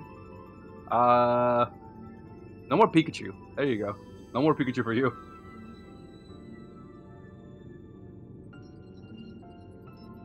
Only there's a camera, there's pseudo opinion. I feel like sets in the Super Plasma is a bit too messy of design for me because it feels like there's too much going on despite just being like, you know who has that issue but in a really bad way?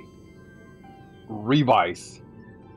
Not Revise base form, but the fuck, what was it? The Batty Rex Revise? Yeah. That was messy, and that suit was overly designed.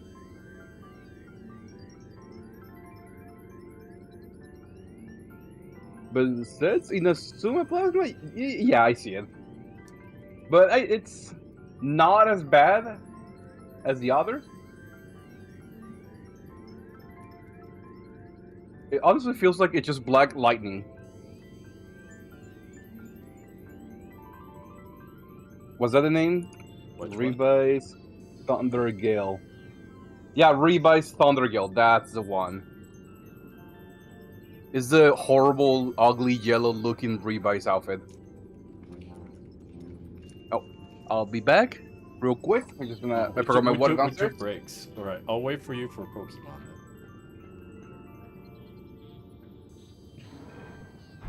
Not Pikachu. Well, I have 70 plus alternatives.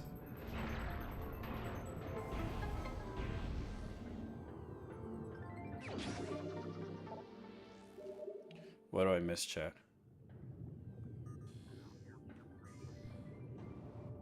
I'll say this. Part of the reason I like streaming is that I've noticed that when I'm streaming, I drink much more water than I normally do. So I feel like I'm always very hydrated.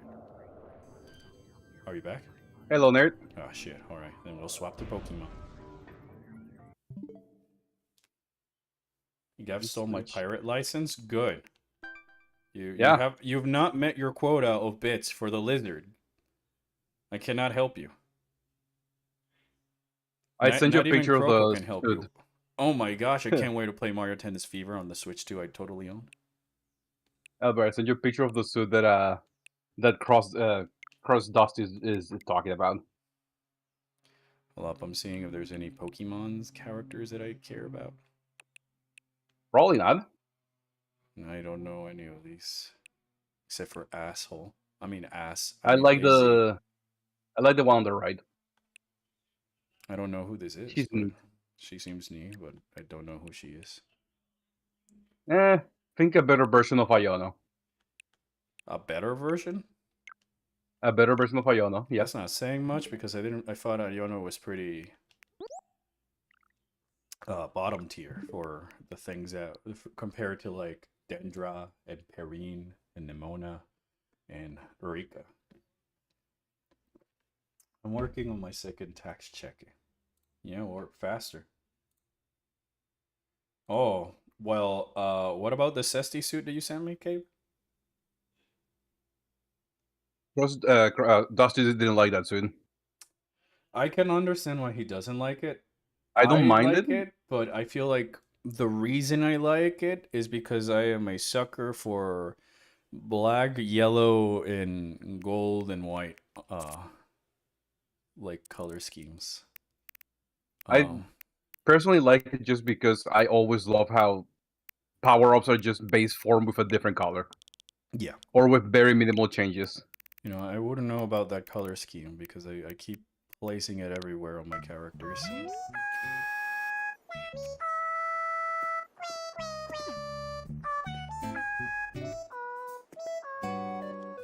Some more Velmorian That's things. More Velmorian bits for you, chat, real quick. Oh, I caught a motherfucking stringfish. There it is. Motherfucking stringfish. I'm so sick of Charizard. Yeah, hey, look, Neil now. I'm so tired of, like, Pokemon.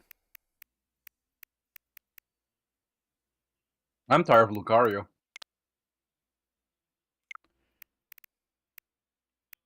I think Lucario is more overplayed than Charizard. No, I think they're both equal.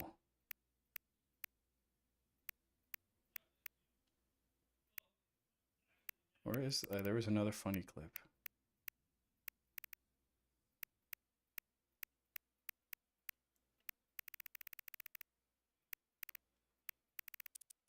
Oh.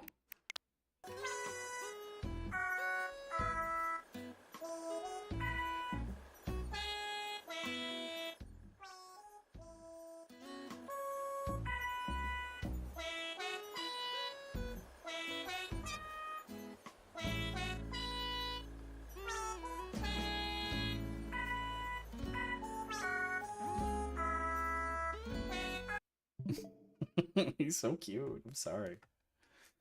All right.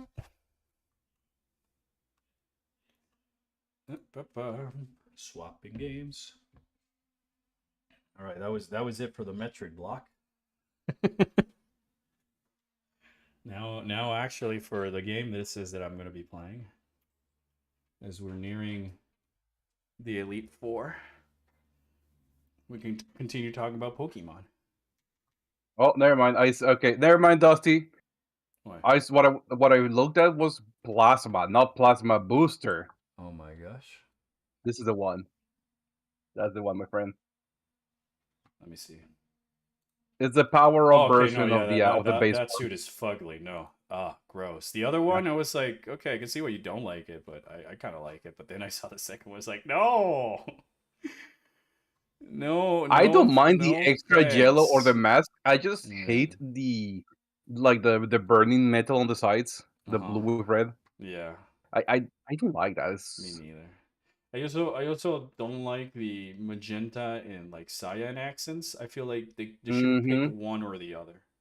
The fade from one color to the other just adds a lot of more unnecessary noise that makes it harder to like focus on the suit details. I'm looking for Pokemon. Atraparlos ya.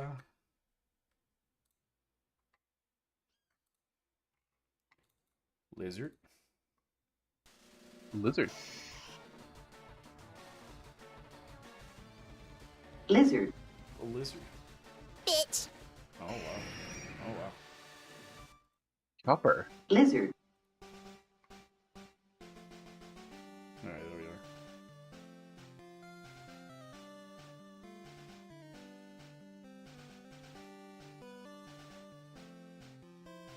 Cursed.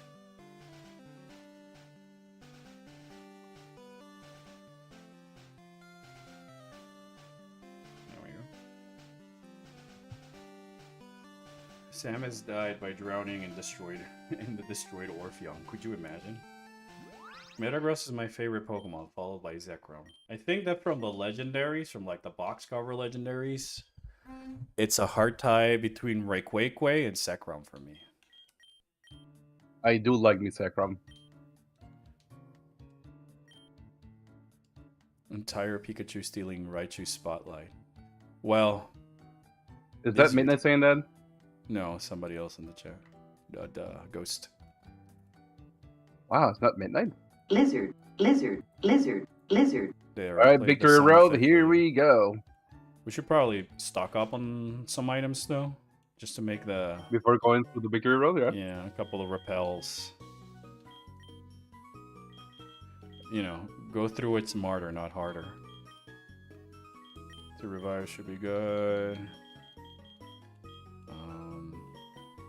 I'll just take full heals.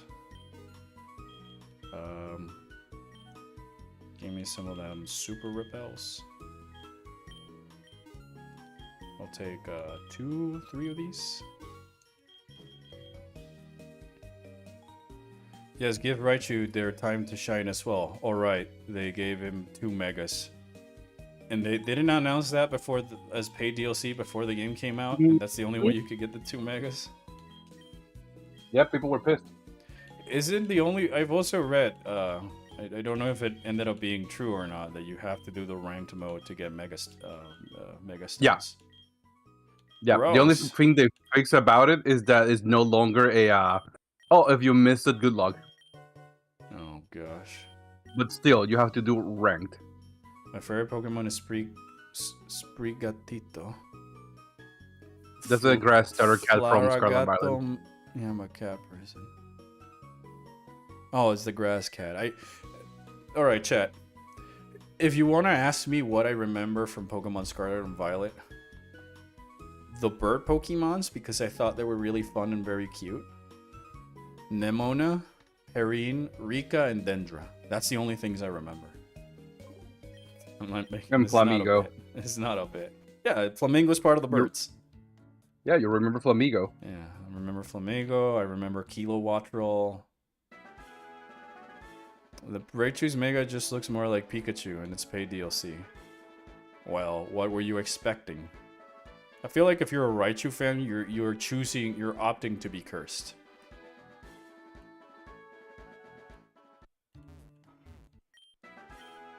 I honestly still don't like the existence of Mega Z Pokemons. What is that? Mega Z's. Remember how Charizard has Mega X and Y Megas? Oh gosh. Well, they made Pokemon Z. Like Lugario's Z, fucking Absol Z, Stop. Pikachu, Raichu Z, shit like Stop. that. Stop. And Stop it. there's a Stop. few people that like Lucario Z, and I hate it. Do you have I pet hate how birds? it looks. Yes, I have 2 lovebirds. Their names are Tempu and Wasabi. They're very cute. They're basically the same bird that Chatot the Pokemon is. Though they are lovebird variants that have the black head with the blue feathers like Chatot does. Mine are peach-faced. So one of them is a Lutino peach-faced. And the other one is a regular peach face, but it's got a gray face. They were actually born in. They actually hatched in my house during the pandemic because I used to have another pair back then that were their parents. Unfortunately, they passed since then due to natural causes. But yeah, these 2 are. One of them, the green one, Wasabi, is like their offspring.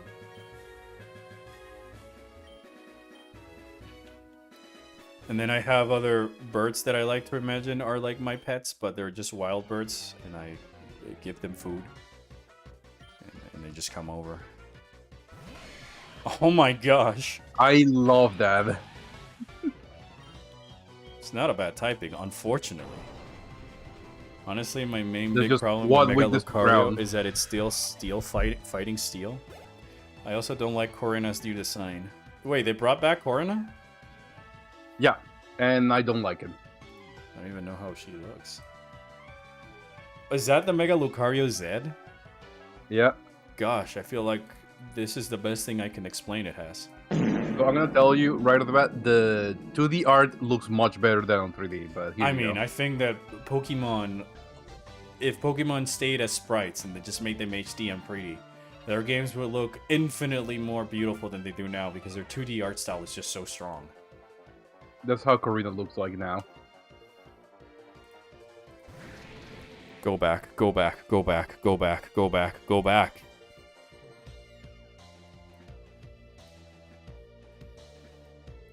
Korina was never really much of my favorite. I much prefer Bea. Or B. I don't know how you pronounce these characters' names. Bea. Bea? Okay, because I think Bea was very cute. But yeah. I still think that my favorite NPC design, like gym leaders and stuff, are ironically in Gen 8. I really like the angle they had with the uniforms and it being more like a sport and stadium that felt closer to what the original games might have envisioned. Frostbro. Yeah, he's just got ice moves. Pokemon in an Octopath style? Not even, like, Octopath is way like, alright, it's trying to be a Super Nintendo game in modern day, so I would lean closer to the Pokemon art style and design something that's of their own.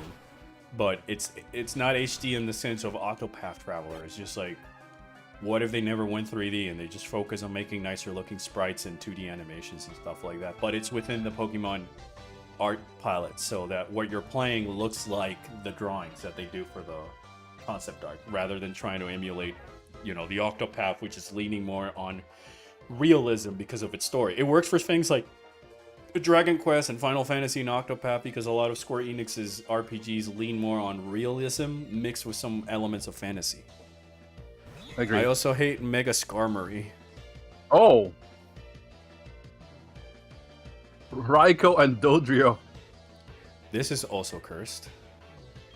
But yeah, Chad, I'm gonna be saying this. The best 3D style that they had was in Sword and Shield.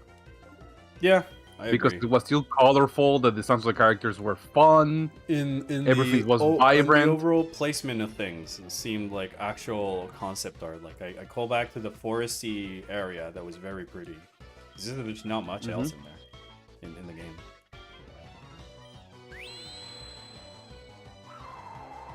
Eat shit. Yay. Dragon Quest 1 and 3 and 2 remake, yeah, I love those games.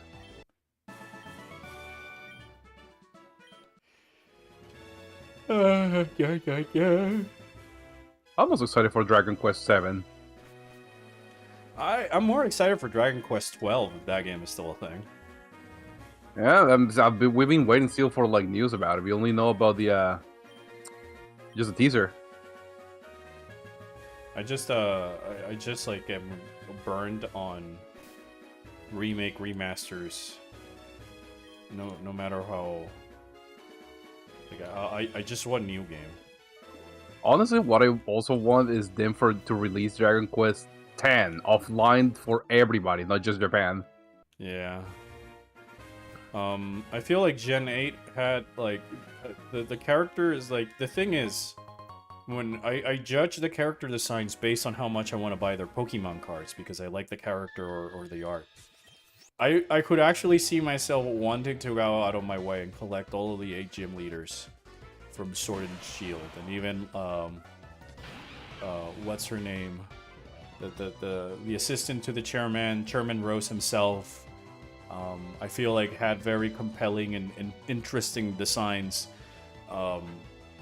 Meanwhile, in like the newer generation, there's so many that I lose count sometimes because I'm not up to date. And I just don't follow Pokemon as much as I used to.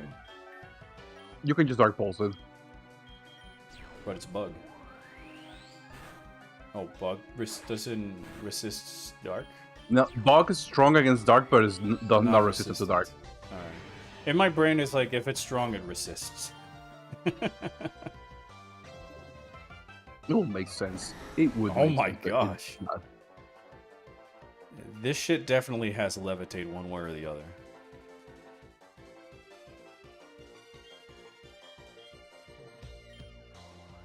I won my Hutatas Pokemon card? Yeah, that would be great. hat. Let me tell you how much hat the school clothes in Scarlet and Violet. Let me tell you how much hate is it that the Scarlet and Violet trailer sort of has a guy speaking about adventure. What journeys will you take? What friends will you make? And then you buy the game and there's no voice acting. This is how I that's how I feel.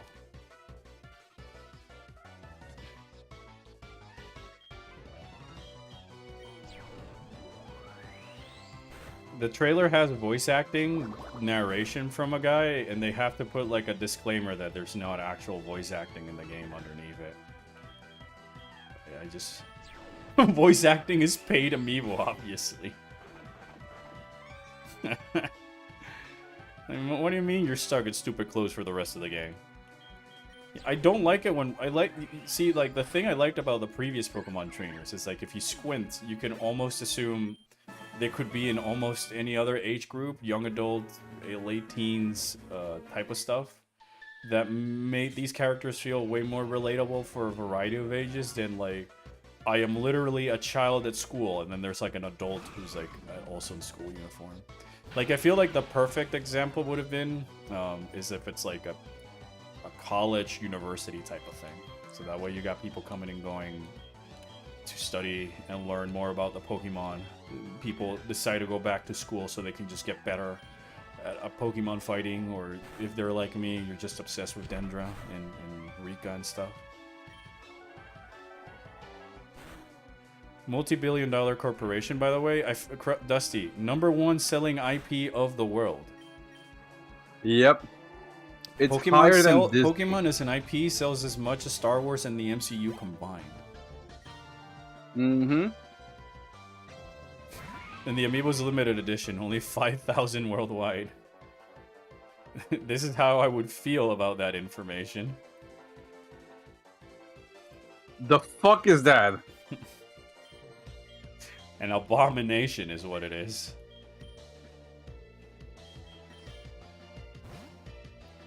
Pokemon with I don't want to be here such anymore. preposterous heresy. I think it's preposterous.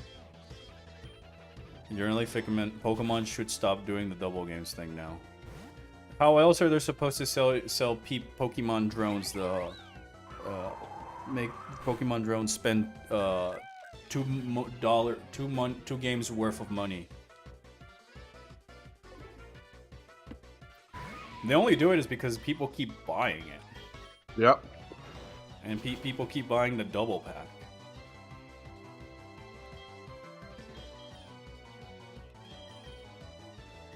And the problem is that there's no control regulations. Especially because, for example, there's people that will buy a booster box and not even open it. They will just wait Yeah. to sell it because they're... Which it wasn't. There's one with like multiple like EB special arts that are outside of the count, which are called chasers. One of those boxes sold for like $700. Damn. You cannot play with those cards anymore, by the way. Wow. Yeah, the rate at which Pokemon products come so fast that it's really crept into the TCG that needs to be like up to date with whatever the newest game is. So remember Sword and Shield having song with lyrics without a voice acting. Yeah, or how the game starts with Chairman Rose giving this big speech, but it's just pantomimed. Can I say that I hate the fact that on the trailer there was voice acting, and they had to say, yeah, there's no voice acting here. Yeah, that's what I was saying. I mean, Chad, Dusty says it's weird how much I love complaining about Pokemon. I think the same, but I'm honestly growing tired of complaining about this as much as I am tired about debating and talking about Metroid Prime 4. Which the only reason I'm sort of like not liking to do stream Pokemon games is because we cannot escape the topic. Because of the nature of what we're streaming, of course.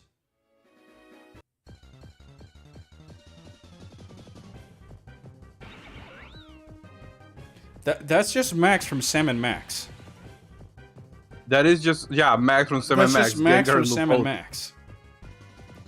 But it's very fitting for the evolution, honest, for the fusion.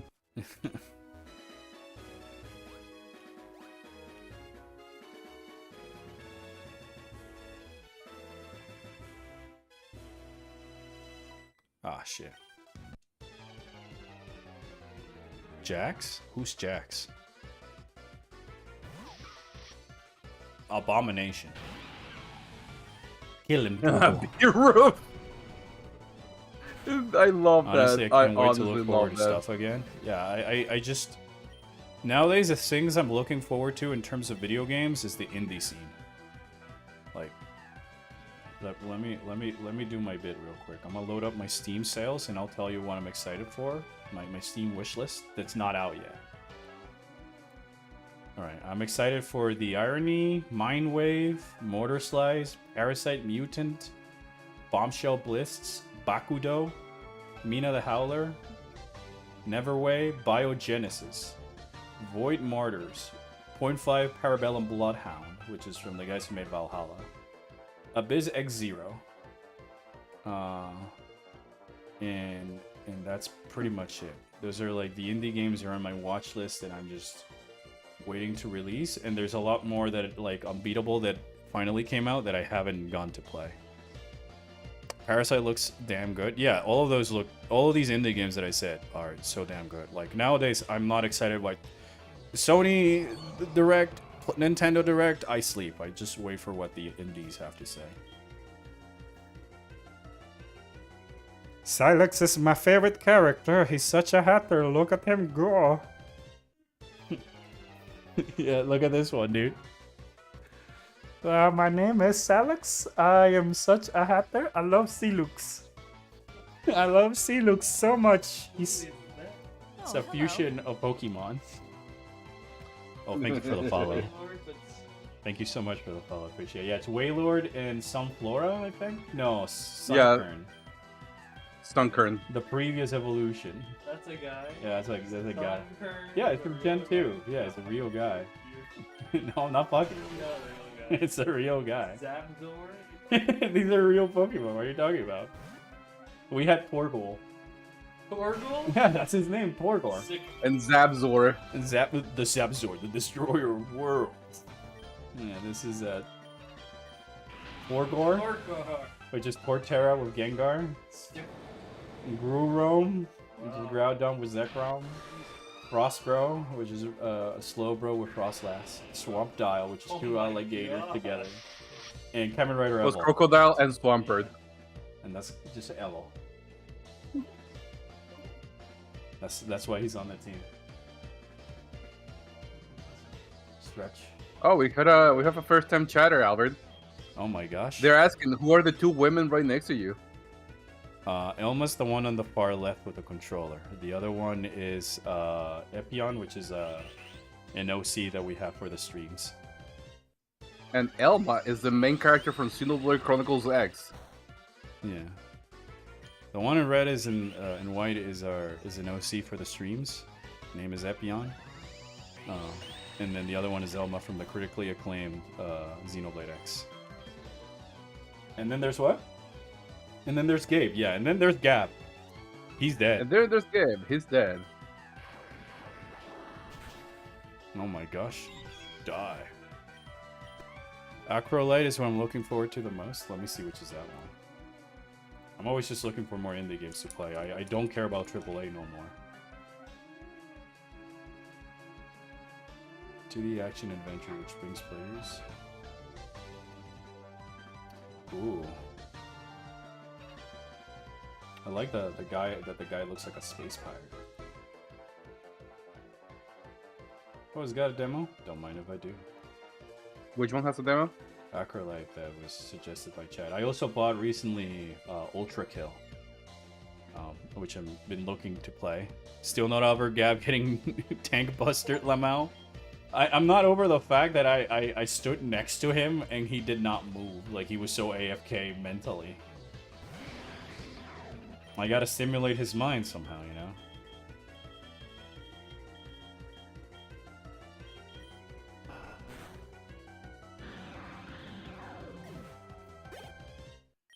Zapser really do be the destroyer of world. Nightmare. Who's learning Nightmare? Torgor? No.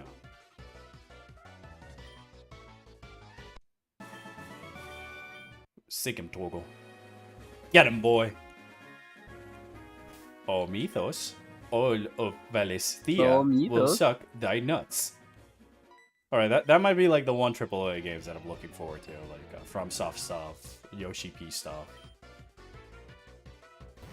While I'm healing and wondering why Gab is dead. What is this? What is this? Mr. Mr. Bye? What is this? What is this? So cursed. I'm alright. Cursed question mark?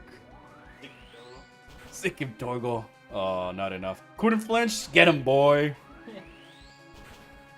Blue haired on Takamakin. Blue hair on. Alright. Oh, Beetle. Bitty bitty. Oh wait, Pawn is in chat, Croco. Don't you want to give her the same message you gave Gabe?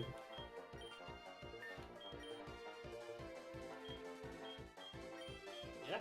Yeah, go ahead. She's in the chat. Oh. I'm finishing Stormblood tonight, Vaughn. I need my lizards with me. Yay. Yay! Thank you. It's the only way I can finally convince Chad that I'm not you. Nope, Separate people. I'm my own guy. I think. And if not, I don't know. I don't know what I am. So we resub? This is what Pawn is asking. I mean, I'm a free trial member. I'm a free trial member. I don't know what you're talking about, subs. Yeah, subs to twitch.tv/theorpheon. I still need that Jagiri and You still have minion. Oh my gosh, look at all the Pikachus and Umbreons in the chat.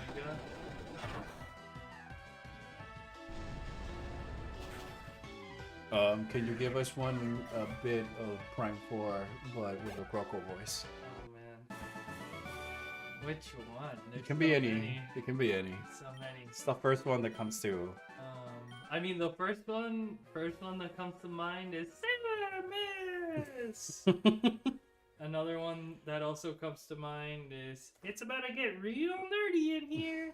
Gosh. Another one that comes to mind is So Samus. Red Velvet Cake. Yeah, another one that comes to mind is Solan watches over us and looks at us and does nothing with the plot. Gosh, Croco, I didn't know you were such a hatter. Hatter. Yeah, I'm so hatter. I'm almost like Silux. Maybe I get my own game. maybe if I become so hatter, Maybe give if I- me game. Maybe if I had strong enough, I get the new game. Okay, All right. I wanna go work. Thank you for the surprise appearance.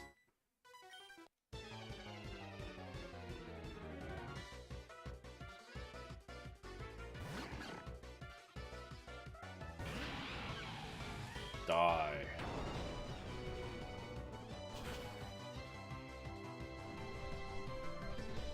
Uh-oh, I might die. Torgal. Torgal lives. Torgal leaves. Dusty for how has said long? before during the Croco bit. Actually, back to Kamen Rider Suit Decides. Revise Thundergale in Vram Ala mode. These are not real names. Have very different problems. That is, Thundergale has too much color and Ala mode needs more colors. Well, I'd rather something have, like, in Kamen Rider at least, I guess, need more colors than having too many. I feel like Reiwa era has gone a little bit too crazy with the color, rainbow color vomit. Clown vomit. But there's no way it's called a la mode. VRAM is. a la mode. Because it's from the one with the food and the candies. This would be a And- very sleek design if they just stuck to the one color.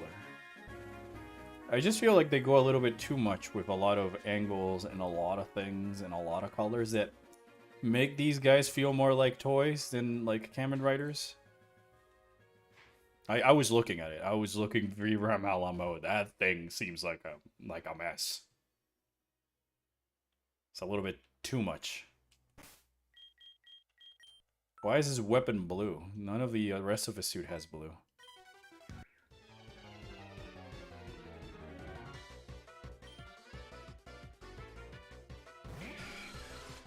Gabe, Yep. it continues. I know, I'm telling you. My choke has the signs. Has too much silver? No, I think it has too much spikes and too much other colors.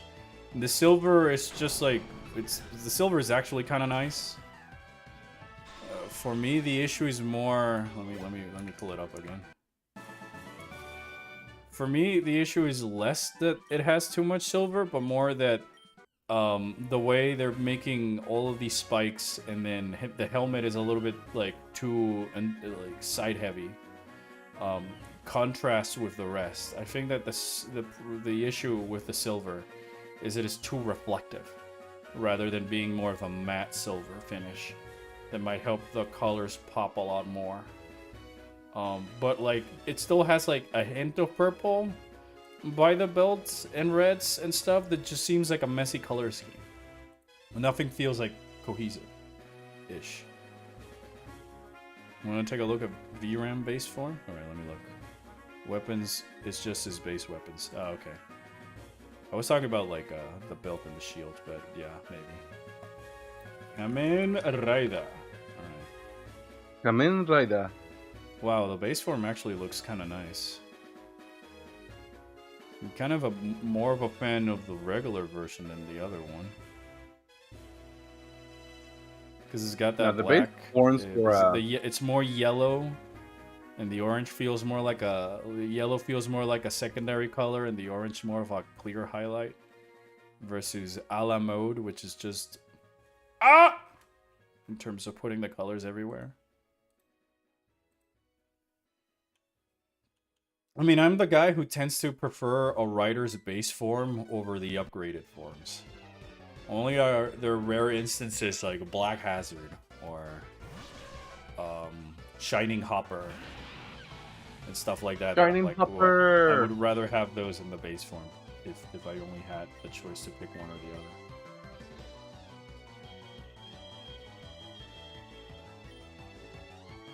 Who has an electric knife? You?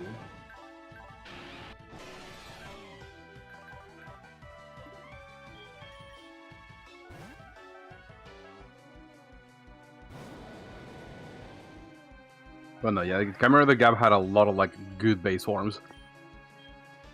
I like them, but I don't think if I like the suits enough to buy like an SH figure arts of them. I know that it's based on candy and stuff like that, but it looks a little bit too much like candy for my liking. It diminishes the cool factor. Die. Oh wow. Want to talk about all Gav's suit designs forms? Gav is literally about candy. I know. I said that I try to watch Gav, but that the themes and the suit and stuff weren't really much of up my alley. Because they look a little bit too much like candy, and the belt looks a little bit too goofy.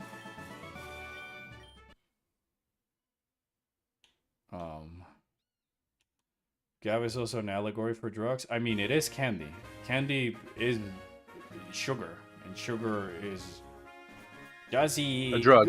Juicy gummy. That's the part I like because it's silly, but I don't know.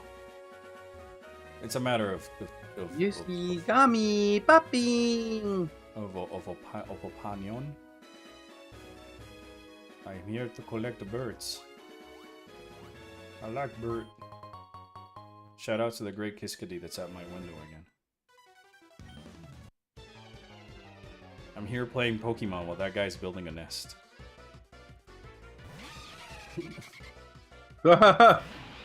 Sue Mayburn. Oh, that one's funny. This one's funny. I mean, one of Gab's messages is that drugs are bad, which is obvious. Yeah, but like it's a show meant for kids, you know. You're teaching kids that drugs are bad. Yeah.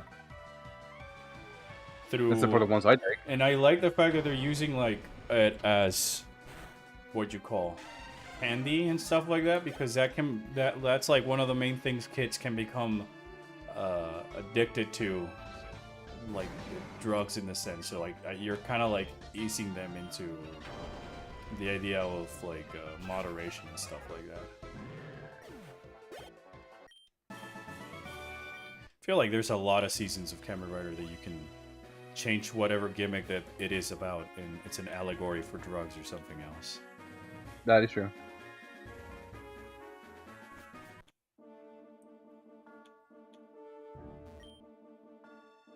Wow, this victory road, it goes to show you that like these indie devs know how, projects really know how to add these quality of life improvements to Pokemon stuff. There's been a rest stop and a shop. This is the way to Mount Silver? Wow, I didn't know that this had Mount Silver. Yeah, it apparently has all the other, like it has multiple seasons. Wow. Like multiple, I think it goes up to Emerald. The villains are literally an alien drug company that used to be a candy company, apparently. Wow. Yep. Okay. In terms of Reiwa era Kamen Rider, not related to 01 that I really like was Kamen Rider John. I might be biased in a couple of because of a couple of reasons, but I really liked Kamen Rider John.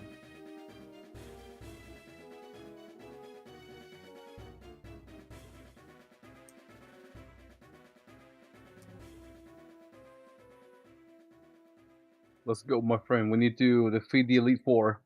For once and for all, so this infinite fusion can no longer be infinite. It can be shadowed. Alright, hold up a minute. Alright, hold up a minute. We should catch it. We should catch it.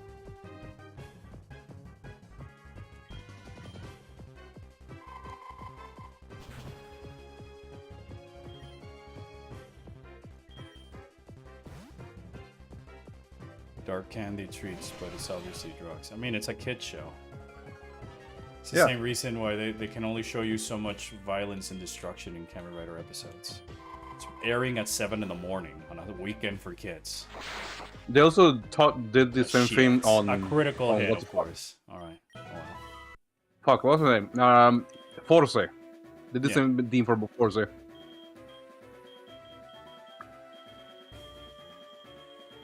Because Forza was also about drug abuse and shit.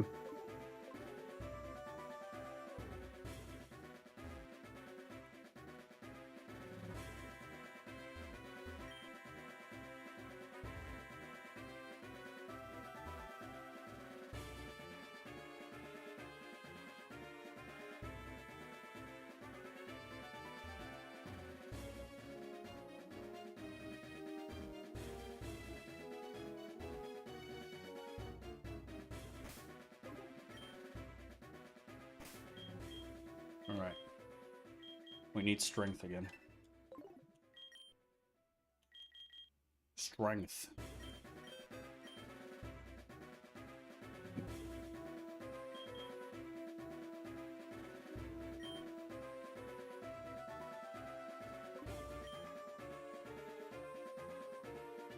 Yeah, I give it to Frost, bro. Yeah, I was thinking of, instead of Shadow Ball, Torval has Shadow Ball. Yeah. And then I keep Surf in case I need it, and the other two for coverage that I don't have. Yeah, Pokemon has mature subjects. Animal abuse, evil corporations taking over the world.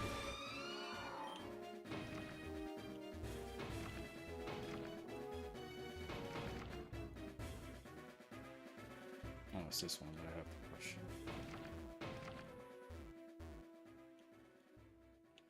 when a series has the silly themes and outside you look into it and it slaps you with dark themes.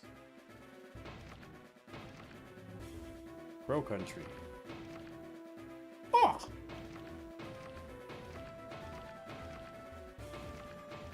I don't like that I have to press A every time I...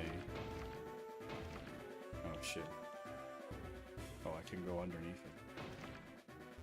Yeah, so they made it so you have to press A every single time because back in the old versions of Pokemon, Yeah, you a lot of people will fuck up by just walking one step too far and locking themselves out with a stone. Could you imagine if Game Freak made a puzzle like this again in like their newer Pokemon games, and then you see all the Pokemon babies cry about it? You mean puzzles in a Pokemon game? Yeah, like RPGs used to have.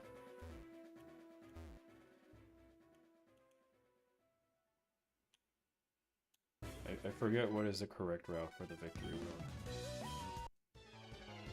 But my train Well, it of might be thought- different for this one. Yeah, I guess. Who was Arvin? Oh, the fucking guy with the dying dog on Ah, okay. Scarlet Violet, right? I didn't like him. I'm gonna say this, Chad, and a lot of people disagree with me, but fuck it. I think that entire thing was stupid and was useless. The only reason why they had that is because they wanted you to make you feel bad. It's the equivalent of the Prime 4 Federation troopers having to be sacrificed at the button press, but it's a dog. My Pokemon, he's died. Because here's the thing, everything is happening because you needed the Scarlet Book. If you get rid of Arvin, it will play the same way because nothing happens besides Arvin needs to cook sandwiches. Yeah.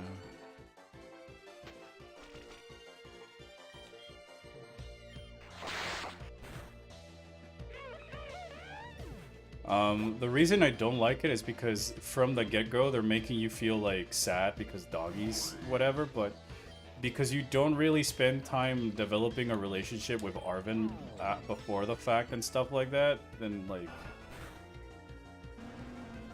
And Arvin is a shithead. It's like, I hate everyone, but I need you to get me shits for my sandwich. Yeah, I mean, I found it funny because him at least having some context of like who the lizard Pokemon bike at the beginning of the game is, challenges you to a duel to see if like you're worthy of being its trainer. And the thing it's using to prove whether or not is like the baby starting area, level 2 squirrel. Instead of it being like, alright, a cinematic thing where he sends like a final evolution Pokemon and it's clearly unfair, and then the Mona stops in and you start to establish like character dynamics.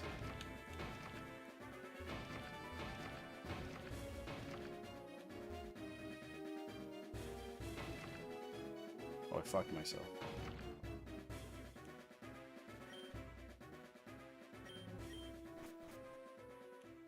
Lizard? Alright.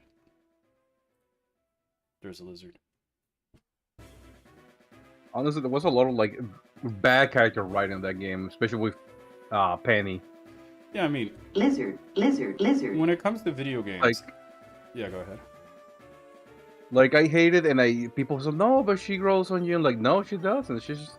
She's a bully that got bullied, and that's why she's bullying. You cannot justify her bullying other people because she got bullied.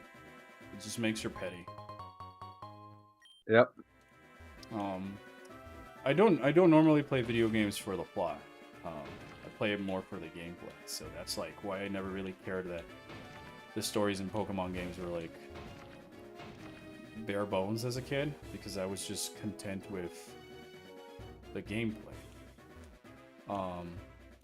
That the reason I feel I'm more critical about story elements in games like Scarlet and Violet and Sword and Shield is because of how much they interrupt the gameplay to show you these cutscenes that aren't really telling a compelling story or telling a story in a compelling way, rather than like building puzzles and or mechanics and stuff for the moment-to-moment gameplay.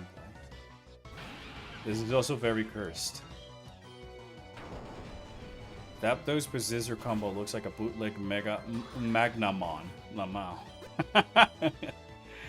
never really saw it like that. Also cursed. Suck him, Torkoal.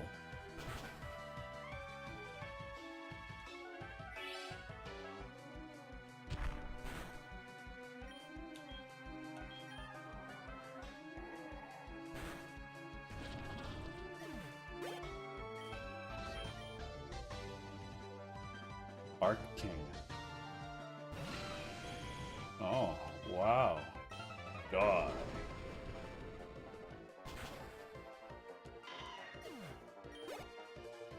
I think it was an Aaron with a Nidoking, not even like a evolution. Coffee. Coffee? Somebody tell Momotaro.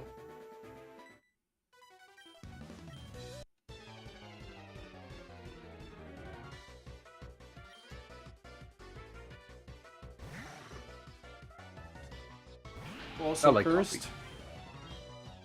Please don't. I have love it, levitate. actually. Sweet. No, that's Anorith and Lantern, so it wouldn't have Levitate. Okay.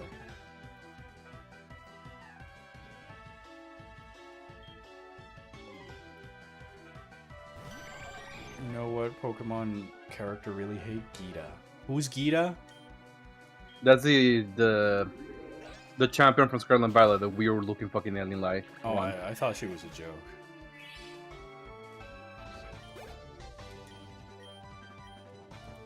Ore! Sanjo! Sanjo!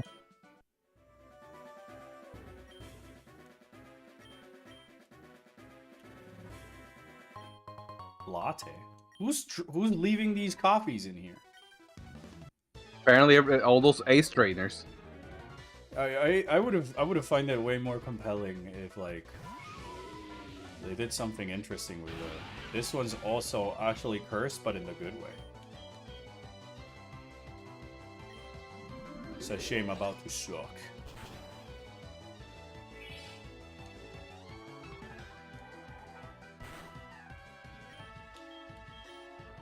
Let's have like what the heck have their trap setter Pokemon as their last Pokemon? Oh, I mean, I just felt that like there was not the same type of build up and payoff from the battle in terms of like how easy I felt it was. And keep in mind, I played that game with just birds. Like I just Also- had Pokemons that were birds. So like I had like a gimmick that was a crutch of sorts. And what's more, cutscenes with voice acting, please. Like the entire last scene where you fight Nemona in the town plaza would have been so much better with fucking voice acting. I think the game in general would have been a little bit better with voice acting. Yeah, they put Even too many if it's kind of like cutscenes stilted and voice acting. Even if they talk like Mackenzie and the others. yeah, there's too many cutscenes and it's like off, like what you call it, awkward silence. Yeah, it's very awkward, especially when you have characters talking in like cutscenes where you're not pressing A and stuff like that.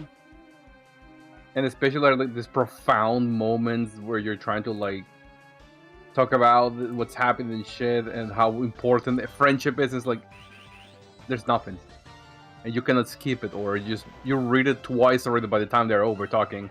Yeah. Gita also had King Gambit. It should have been the last Pokemon because of how he gets more powerful after each fainting. I mean, it goes to show you that in the Pokemon Company, they prioritize signature Pokemon because it kind of looks like the trainer, and that has to be their last Pokemon rather than like here's challenge. Yes, Absor, you're not learning light screen. You're learning things that will destroy. Like this guy. Oh, whoops, wrong button. Iron Defense. Die.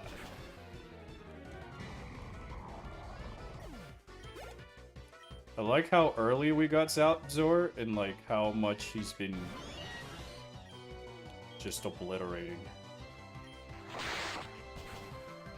It makes me wish he had a unique sprite.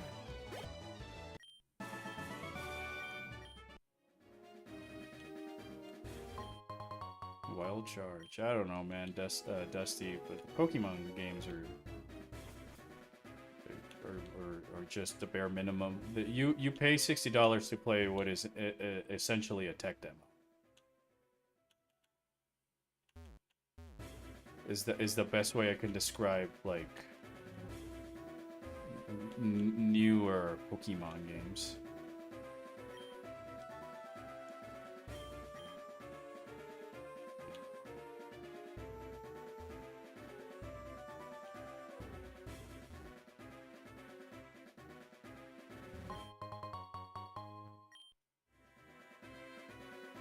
And the way they're like this is because Game Freak lacks the manpower and the time to make other stuff, because they gotta meet the games are not the priorities, the merchandise that's tied to the game.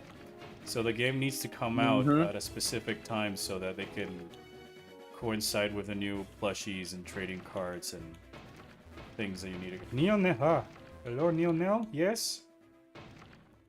I would rather be playing. But also the BCG, the TCG, the like the tournaments itself matters more than the game, how good the games are doing. Yeah, it's because they get so much money out of the fucking. Yeah, the games are making just a fraction of what Pokemon actually makes. That it's better to release as rushed games and stuff like that, because that means you can push Mega Lucario Z plushies and Mega Lucario Z things and all of these other NPC stuff. Only thing you pay for is that there might be sites or concepts that you might sadly like that sadly are going to be in a terrible game. Yeah, I look at again Rika, Perrine, Nemona, Dendra, Bea, Nessa, Kabuki Man, Grass Guy, Raihan, Pierce. Actually, want to know something weird about Legends ZA? The interior design looks way better than the city itself. Even the sewers look better. That is true. That is sad. This Pokemon is also kind of cursed, given what it's the fusion of. I like that. I wouldn't be I like that surprised, but design. the question is, how many interiors are there compared to the city exterior? There's actually a surprisingly good amount of interior design. Like interior areas, I meant, not the signs. No, yeah, like there's a lot of like. I don't want to say a lot because it's not true, but there's a good amount. Yeah, I got you. I just am tired of like, and then I blame Digimon a lot for this. We go to the sewers.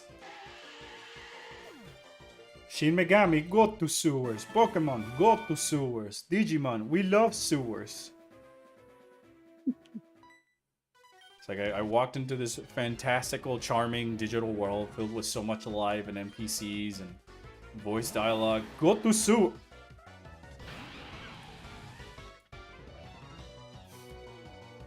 He's such a hatter. I love him.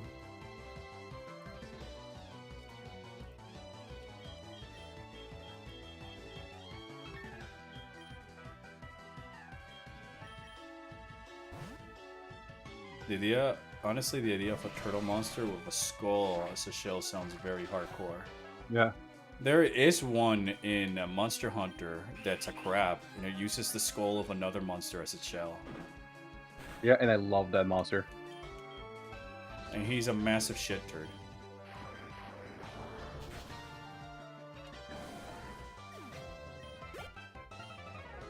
One of them is blue. Why not? Okay, this one's funny. Dog. I said, die.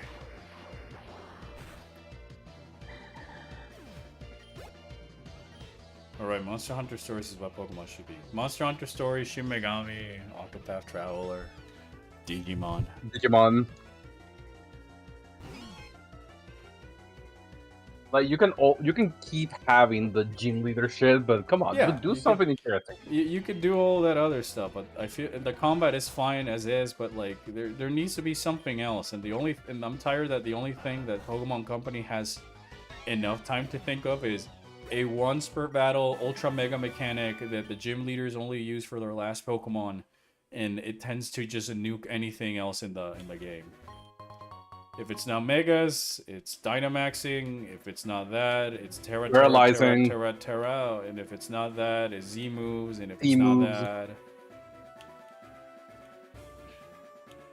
like when you look at how the Pokemon games used to do this before, when they were starting, of course, they first went ahead and introduced 2 new types in the next generation, and then they gave them abilities that are passively changing the battle with weather terrains that also passively change the battle.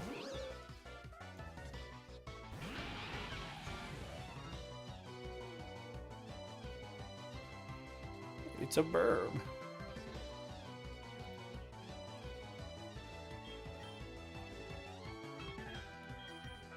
Yeah, it's less of the battle system being outdated in Pokemon and more like they never used it to its fullest potential. Not even that they used it to the fullest potential, is that they keep just like focusing more One-time gimmick. on making a one-time gimmick that they can use to sell you Terralized Pikachu or Gigantamax Pikachu or Mega Raichu Z and Mega Raichu X and Mega Raichu Y. Then like, oh, okay, we gave Raichu new abilities so that he can be more viable now.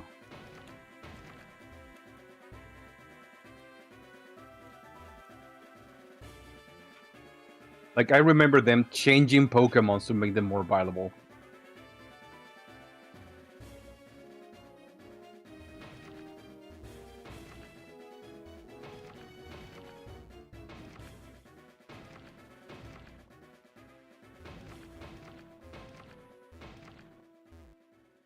Honestly, yeah, I'm also getting tired of the one-time gimmicks. Yeah, I feel like they don't need to update the combat. They need to update the world. But that's the hard part where you need, like, planning and time of development and testing and all this other stuff to make sure that it's working, and they just don't have the time because, like we said, we need to sell the merch. I feel like the combat is fine. It just needs is a world and puzzles and stuff and presentation that make it more fun to explore.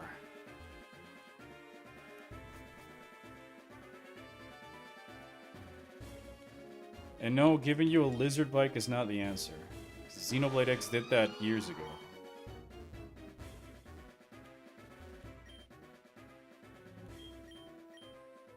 Customizing your Pokemons with kits with different builds and variety? Yeah, or just being able to customize your Pokemons. More overworld puzzles. Like, you remember when Pokemon used to have dungeons like a regular RPG? Like Rock Tunnel and Sylph stuff and all this that were like gauntlets that you were stuck in for a big amount of time and stuff. Those don't really exist anymore. Even fucking Sun and Moon had them. Yeah, there was like these dungeons which were like what we're in right now. You have to like do You remember work. gym puzzles? I remember gym puzzles. Yeah. The last one wasn't fucking Skyline Violet, no, Sun and Shield.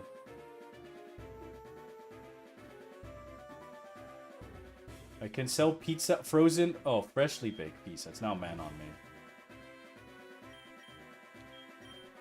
False alarm. Literally, only Iono really used the Terra mechanic in a clever way because it makes Misdreavus have no weakness. Yeah, that's the worst part that I disliked, is that they should have grabbed the Pokemon that's not related to their typing, but because they get the type of that particular gym, now the Pokemon is like way more scary. But like, what's the you know, I know I'm fighting the bug type gym, but at the end of the day, they throw like, I don't know, like a Rayquaza. But I know the Rayquaza is going to be bug type, so I don't have to worry about having something to counteract. Yep. SMT4 Samurais will be like trainers except mature. Yeah, basically. We'll have Isabeau, Walter, and Flynn. A move tutor. Why are you tutoring?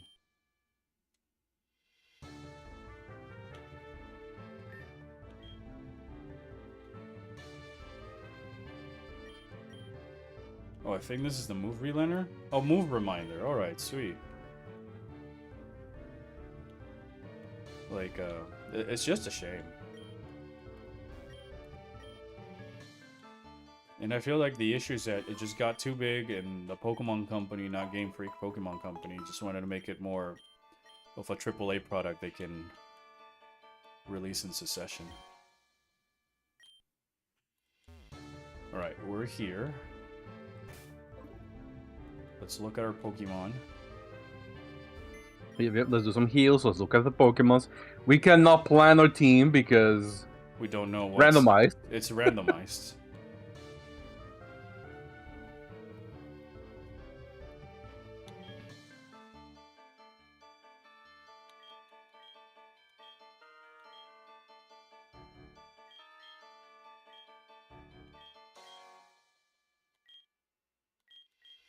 Maybe putting Darktile instead of Frostbro. You know what? I agree on that one. Or actually, we have a Shedinja. If we can combine something dangerous with the Ghost typing, Well, I can and try to offer- give it Wonder Guard. I can offer these.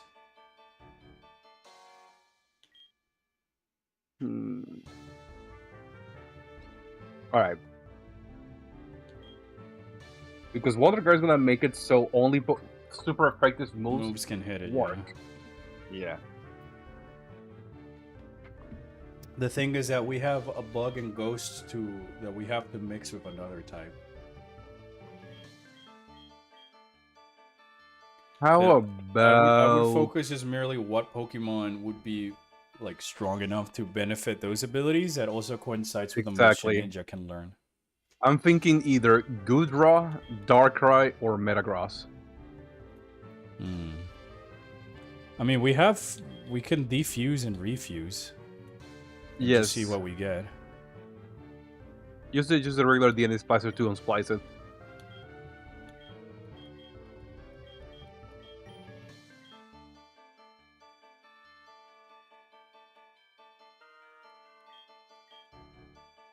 He's all 21 though. Okay.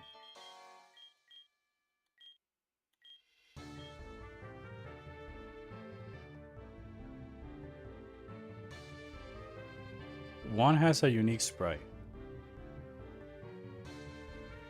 Or The should I question is, see- which one has Wonder Guard? I don't know, man.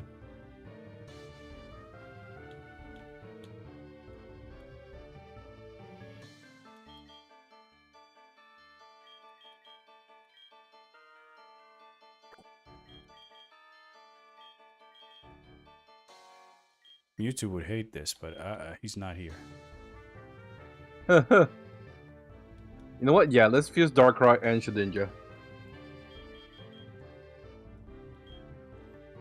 Because then that way it'll only be Fairy that can hit me. Probably we'll need to see which one's the typing that gets Wonder Guard. Oh, both of them get unique. Ooh, this one looks cool though. This one looks like a Shimigami Dark and boss. dark. Yeah. I just want to see the Shimigami boss.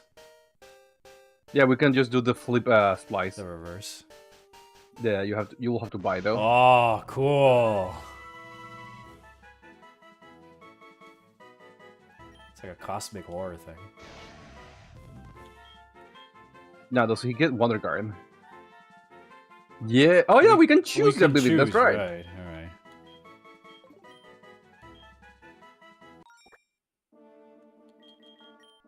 So reverse for the typing? Yeah.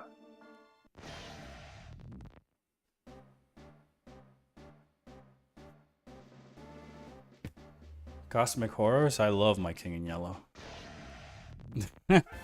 Still cool, but not as cool.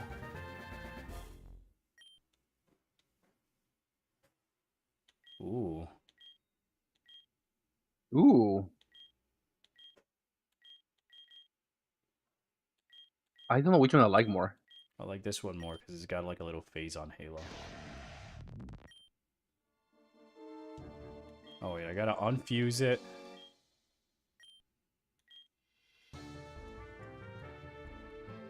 Were we not keeping this move for the fusion? Maybe for the typing? But the moves in the ability. Mm. And now because I'm using a super splicer, I'll put it up to level 50.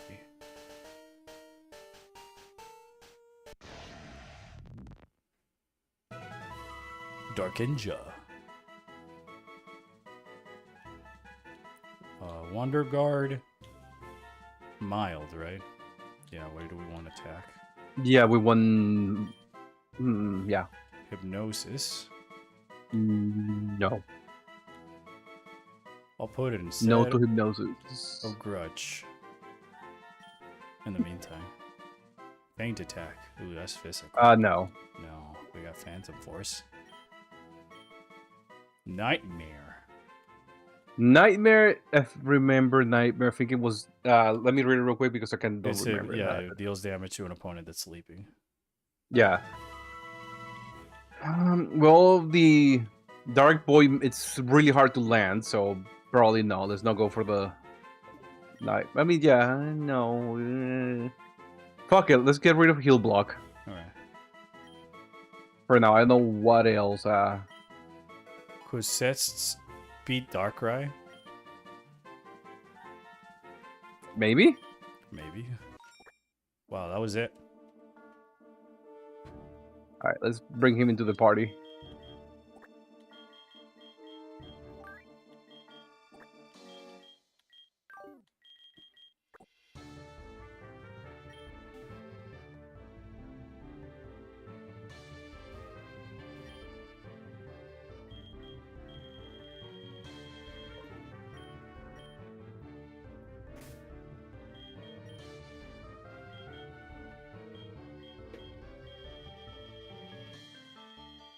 Shadow Claw, Toxic, Ice Beam, Hyper Beam, Thunderbolt. Maybe Energy Ball. Right, Energy Ball. Energy Ball, I saw it up. Yeah, I know, I'm just seeing what Or else we have. We also have Snarl. Snarl's not bad because it might reduce the attack. special attack of the Pokemon that it hits. And it's within our typing, so stab. Actually, yeah, let's go with Not able to learn Ball. Energy Does Ball. not learn? Alright, what about Snarl? Also, Snarl has a chance of flinching.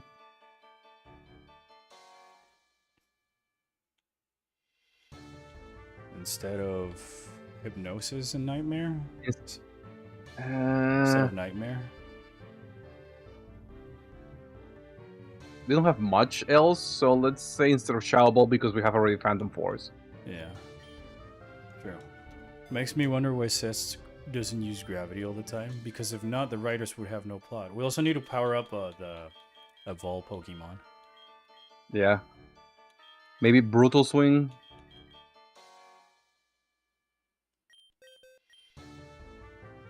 Not able. Not able.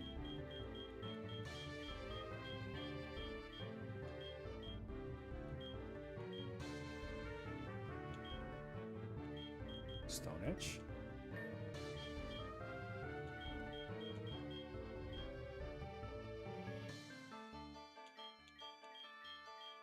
Dragon Claw would be good at. Not able. Not able. Wow.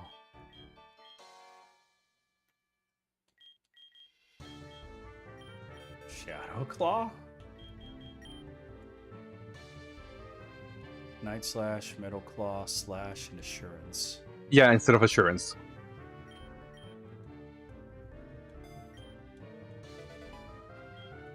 Stone Edge? They can learn Stone Edge.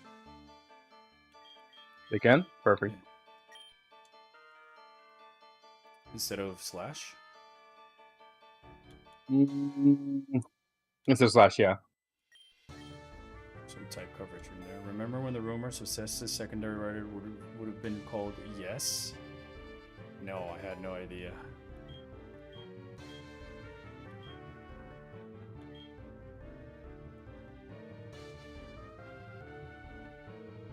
Shows also X Lizard, but we already have somebody with X Lizard.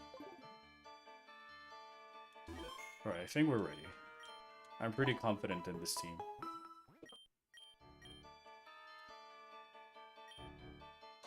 No. No. I feel like I'll just buy more.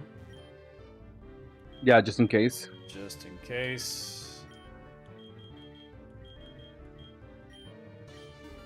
Alright, if I can't do it with more than 20, like, I don't deserve to win, you know?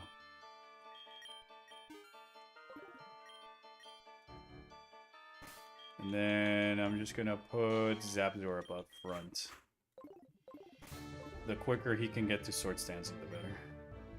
Yeah.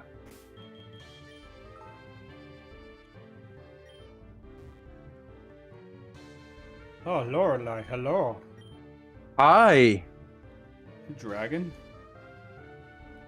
Oh, so it's just dragon type. Okay. Oh no, I don't like that. I do like Lorelei. I do like Lorelei. Oh my gosh, yeah, it might be dragon type. Oh, I don't like the fact that it's also using... But you're stronger. Should I start swinging or Let's both? start swinging. Iron Head, right? Yeah, we're fast. No, we're... Oh yeah, it's on us. Hooray. Oh, you can no longer use sword ends. Yeah, good thing I didn't go for it.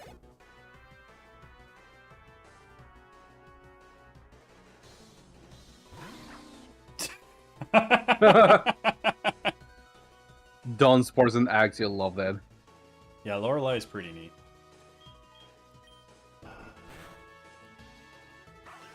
Oh, you're just gonna fucking one-shot everybody with one single sword ends. That's insane. That's insane.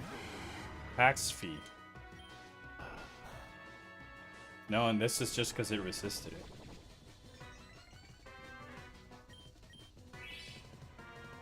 Oh, full restore? Don't mind if I do. I'll just hit you again.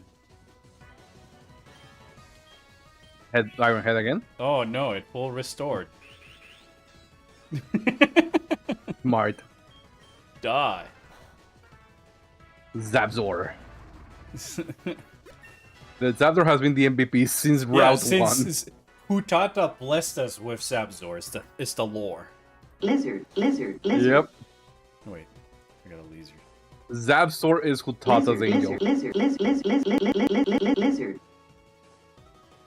Zapzor carries Hutata's will. Haxi. So everybody's just a combination of Axu. One of the Haxu Haxor. line and something else, I guess. Sava. Savalenka. I don't know why, but I get very annoyed when the Zatu NPC and uses a Brava. heal item in battle. Yeah, me too. But it won't matter. Power swap. Oh, special attack.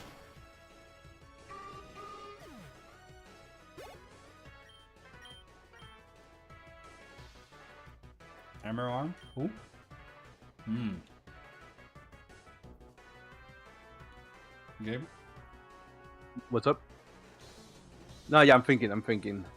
Because Hammer Arm is good to an extent. But I It think lowers your speed, but I think you have a lot of good coverage right now.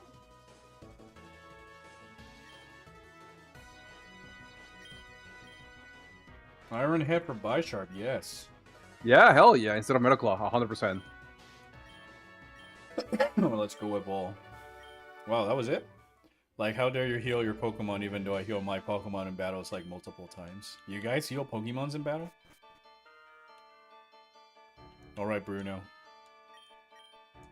Poison type.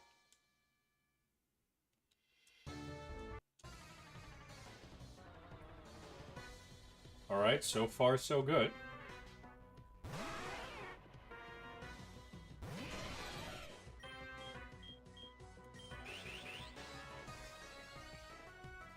I love that. Ouch.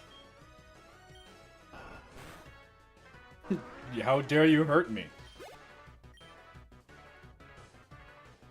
Pillowants.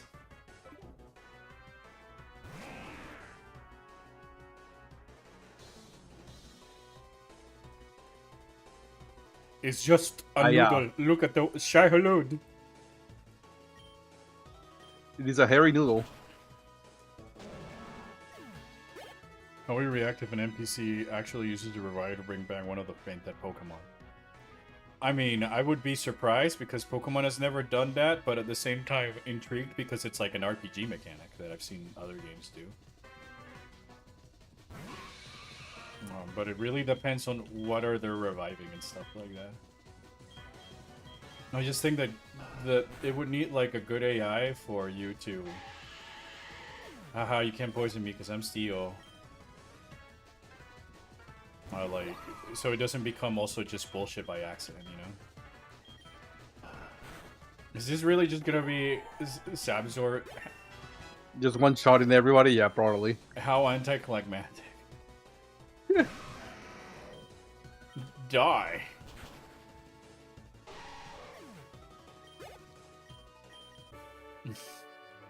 That's two guys that Zabzor takes by himself.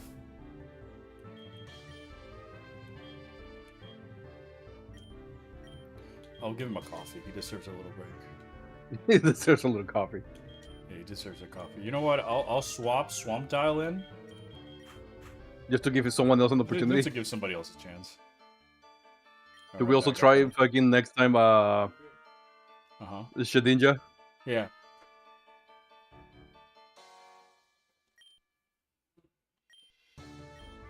Ice type. Dude. It's just like Sapsorb sweep the types. Yep. You have to limit how many times the trainer can heal and revive their Pokemon, and then what Pokemons in their party are allowed to be revived or heal. This sprite is also very cute. I was gonna say delicious.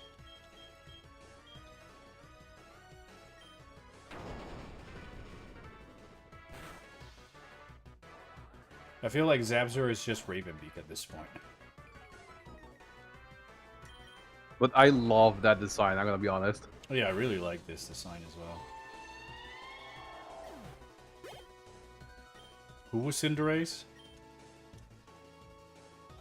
Cinderace is the bunny from Sword and Shield. No, okay. Well, that's a lame sprite. Sadar. Zabzor, Hadar, same old man. Oh no!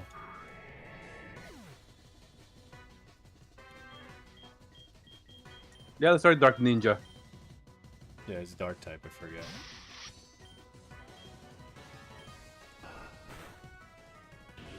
I'm gonna let Evolve. I'm gonna let Evolve in. Regent. Oh, Reggie. Trap Hitch, I love that. That's a funny one.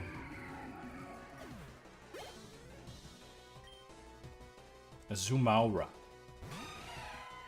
Cursed. Die. We got neutral damage because he's water. Superpower? Oh shit.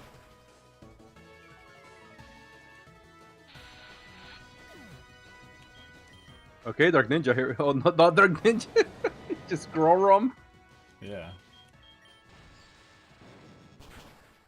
Fusion Bold.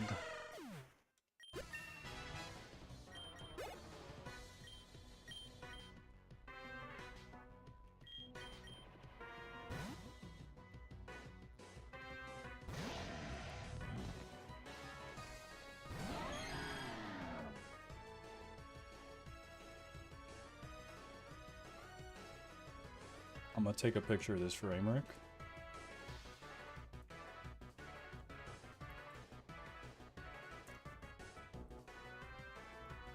I have questions. I don't have answers. Mamamayam. I love the name though. Mamoyon? Mamoyan. Mamoyon?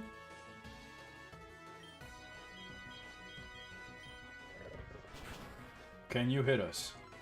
Do you have a fairy move? No, they can. Haha. Accept your helplessness.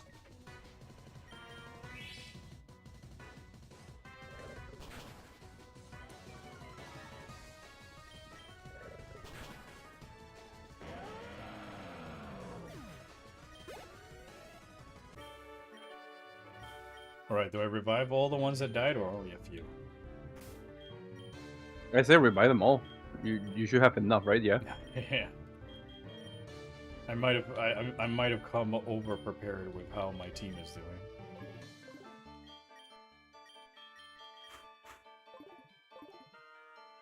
Hey, it's a randomizer seat, so we can't complain about cheating. Yeah. Ghosts.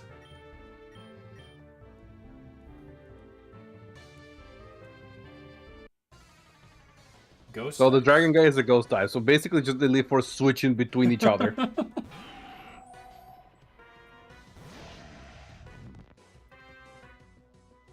Okay, Alright, this ghost. one is kind of cool, I guess. I think ghost can hit you because dark is strong against ghost, but not resistant. But it's not super effective. I got Wonder Guard. It's neutral damage. Are you ghost type right now? Okay, well, how come Sableye doesn't have a weakness? Until Fairy. True. All right, let's go. Yay! There we go. Yeah. It's gotta be super effective. If it's normal damage, it won't go through the Wonder Guard.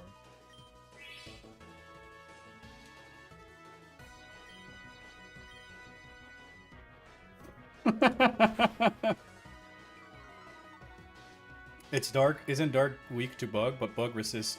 Ghost resists bug, Yes. so it's normal. The only this and Spiritomb and Sableye were ghost darks, and they didn't have a weakness.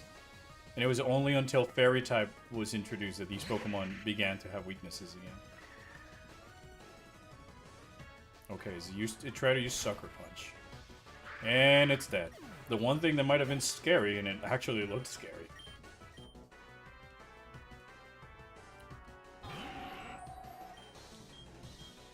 Accept your helplessness.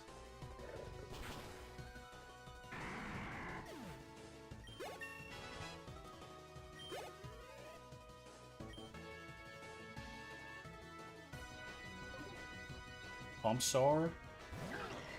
Oh wow. Pumpkin Boom Bulbasaur. Can hit me. Seed Bomb.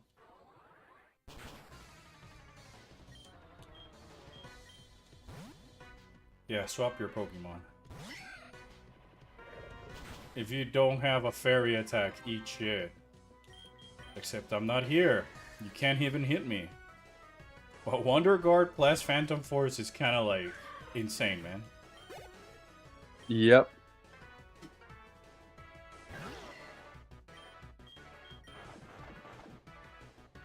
Yeah, that Darkrai's at 1 HP.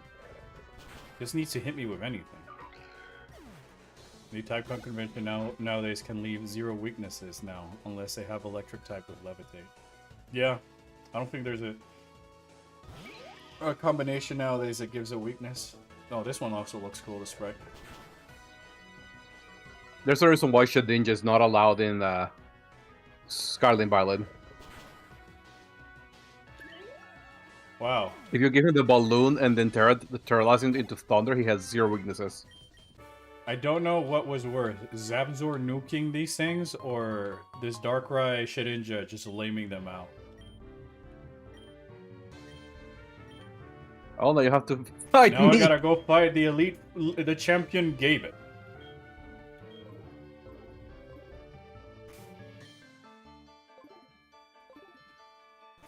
It's the actual scary part of the game. Hey, I was looking forward to seeing you, Orpheon. My rival should be strong to keep me sharp. But working on the Pokedex, I looked all over for powerful Pokemon. Not only that, I assembled teams that would beat any Pokemon type. And now I'm the Pokemon League champion.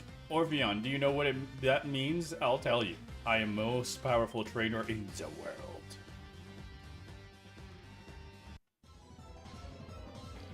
Picks or it didn't happen, man. Alright, Gabe, I'm taking you down. You will never take me and my Snorbarrel!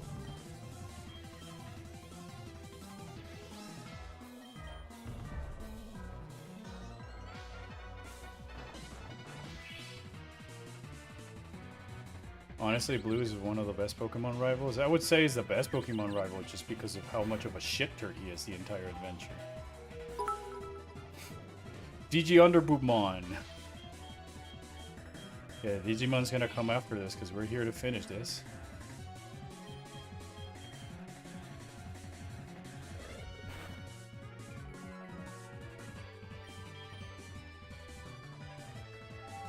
Who cares about your belly drum?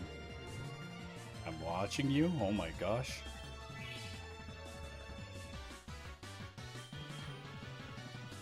I like how I'm making Gabe lose all of his stuff to this one.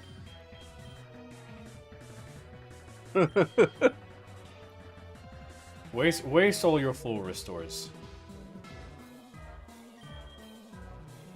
That's 4 full restores.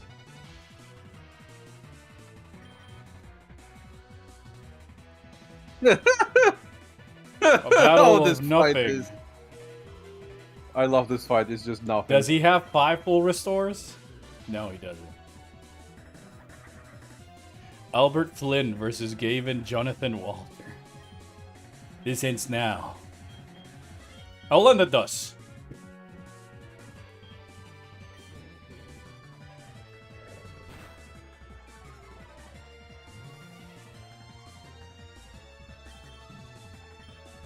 No, I know one rival that's been as good as Blue. Nimona.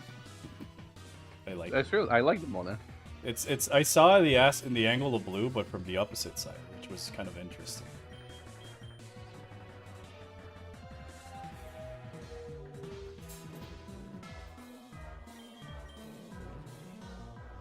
I just think that we need rivals once again. They're like absolute shit turds like Blue.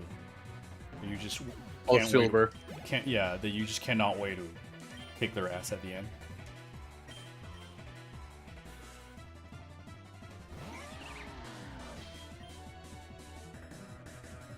Give me a fairy attack, man.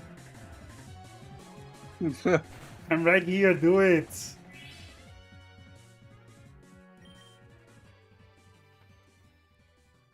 You can hurt me.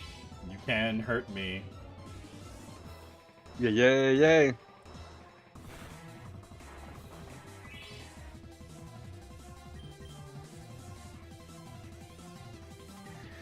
Pokemon Battle Patrician.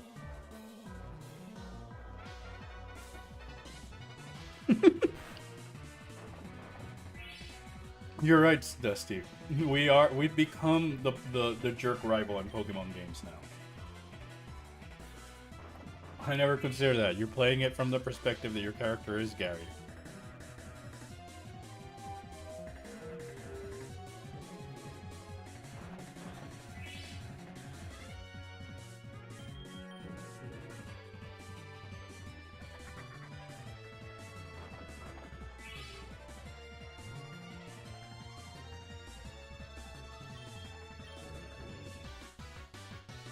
Who cares about your leftovers?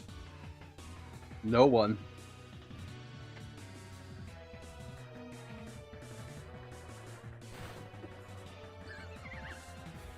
You thought you could stall me?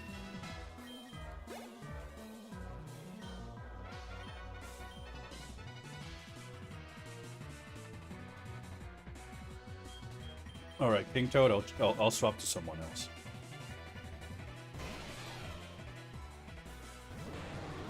Oh, wow.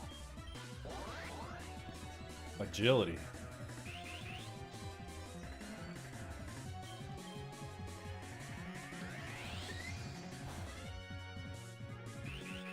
Thank you. Die. Out of my face. Night Flash. Your powers are nothing to I died. Zabzor. Oh, never mind. You might be powerful enough to defeat Zabzor. Darkinja, the Arc Antichrist. He's the opposite of Hutata. Hutata bless you with the Savior and the Antichrist. Yeah. Solar Beam. Solan Beam? Who's trying to learn Nah. Solan Beam? No, you're not Nah, learning nah. Solan Beam. Donphan.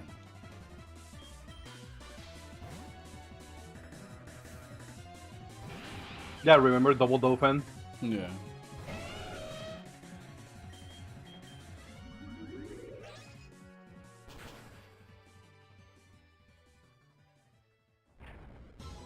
That should be fine. Yeah, hella fine. Now you die.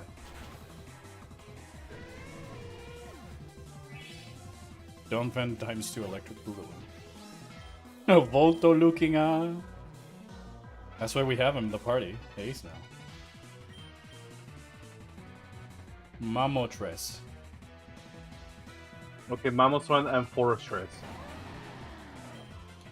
I love it.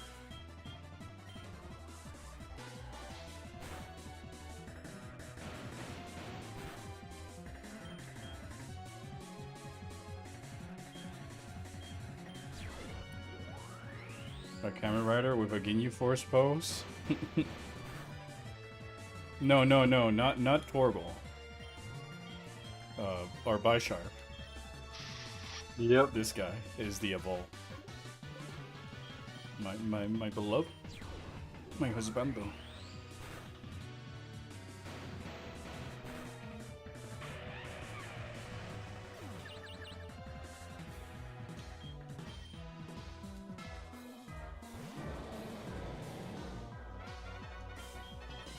How do I say dead? I love the smug personality Evol brings. I love everything about Evol in his psychological warfare. Really? Really this?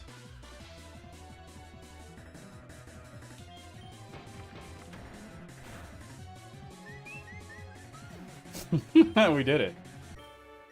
Hey! You did. That kid gave off the stream. Oh no! We did it. Pokemon Infinite Fusion done. There we go. Believe it. Gaven, do you understand why you lost? Do you know Because why I you didn't lost? had Stab Sword. Because you tried and fight the lizard. Because my trainer is the lizard. I didn't believe in Hutata You strong didn't believe in Hudata strong enough.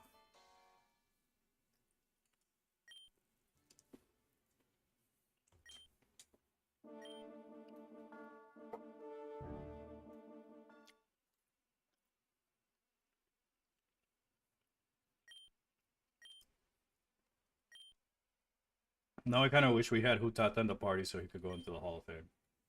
enough. I mean, we can redo it. That was so quick. Yeah, honestly, yes. It's just, alright, Zapzor sweep, and then have Darkinja for, oh no. Yeah.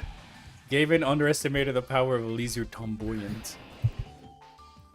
Sealux suddenly shows up, and your Pokemon save as you leave them to die. My Pokemon save me as I leave them to die. Gosh, why you gotta hurt me like that?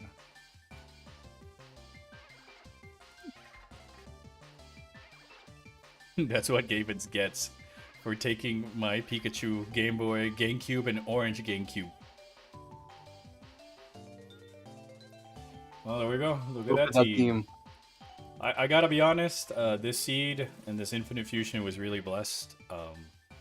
The game was super fun. I really wish I can find this and a way to play it on my phone, because I think I would not need to play any Pokemon games anymore.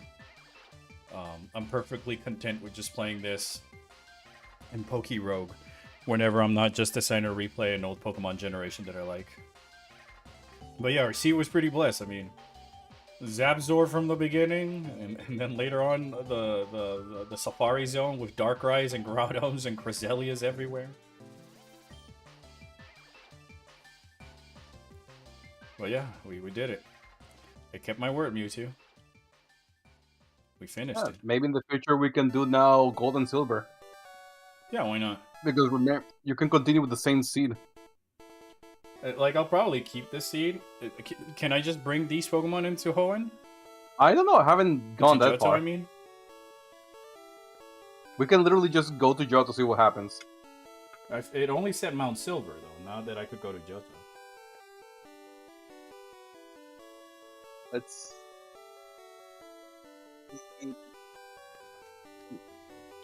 Because, like, if there's like another Pokemon game to play on stream? Yes, you can travel to Johto in Pokemon Infinite Fusion. Hmm. You need to go to Saffron City, traveling south from the reception gate. Okay. All right. The point is, it's in there, so we can come back to this, and do the I mean- Johto side. Whoa! I Look was- at that. The Rattata looks sick. I will say though, oh, these are all the fusions that you have seen before already. I will say, let's see if you can keep your Pokemons for Johto. Yeah, if I can keep the Pokemon and the level continues, then sure, let's do it. If not, I wanted to see about us doing the Pokemon Gen 3 Bitronimus edition. It'd be cool if we can even make it like a friend locked, and that way I am Bitronimus. So if I die, somebody else takes over for the game.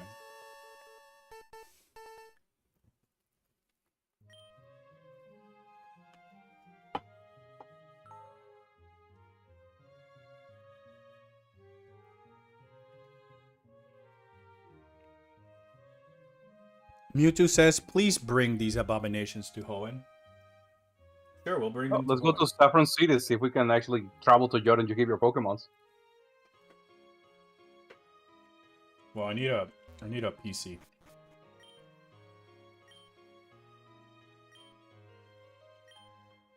Who's this red guy in my house? Oh yeah, the Mewtwo. Well, Orpheon looks like you become quite the trainer already. An egg.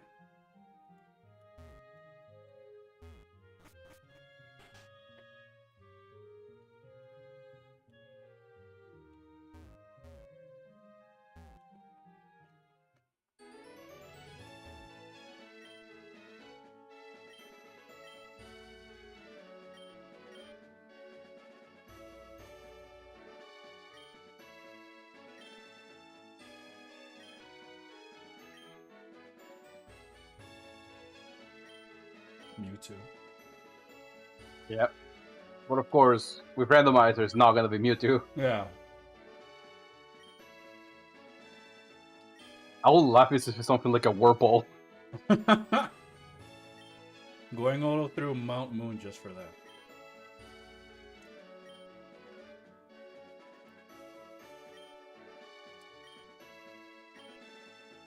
Saffron City.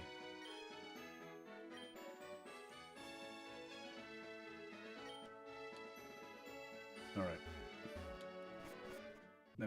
Give me another quick break. I'm gonna go get more water. Alright. I'll leave you with this nice peaceful music and Gap's company chat. Me.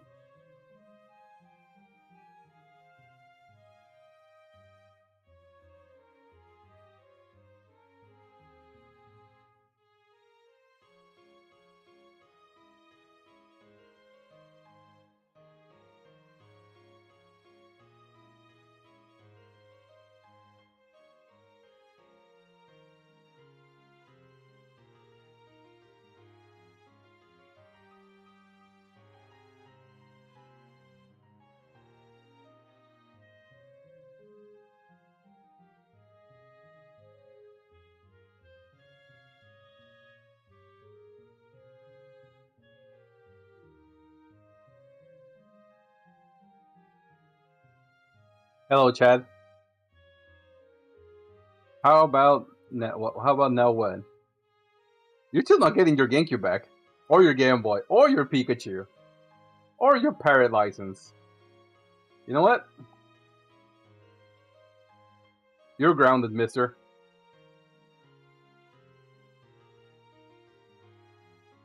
Chat, everybody, Brain is grounded.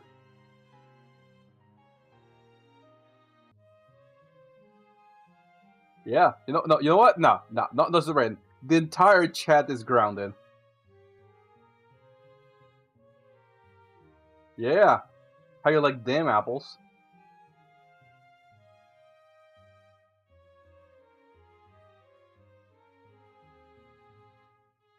Yeah. That's what you guys get for being on the side of Brian.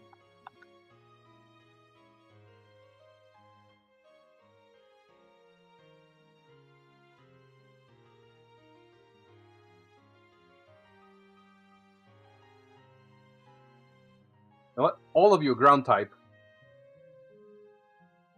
Are my car recommendations that horrid? Nah. You know what? Scalely gets ungrounded powers. You know what? Scalely gets the power to unground one person of the chat, and they're not grounded. Except pawn. You cannot choose pawn. Oh.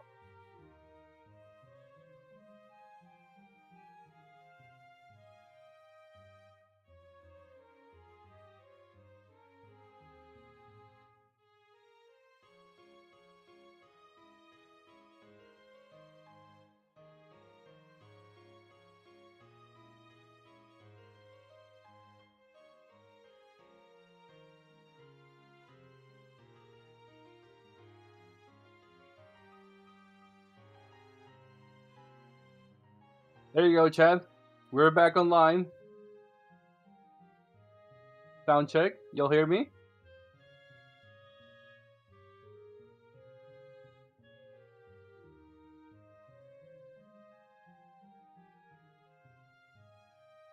What do you mean? Yeah, I hear. Perfect.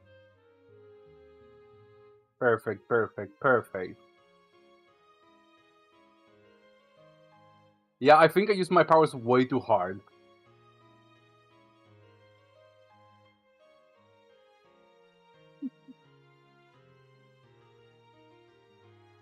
No, yeah, Chad is Brain's fault.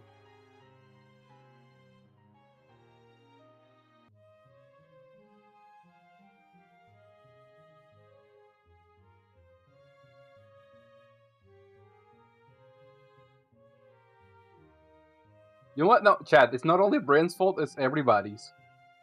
Because no one's been stopping Brain, you'll just been eyewitnesses.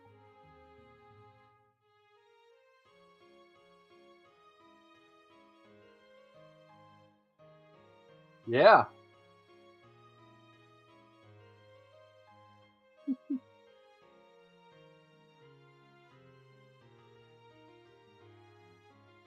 How you like them apples, Chad?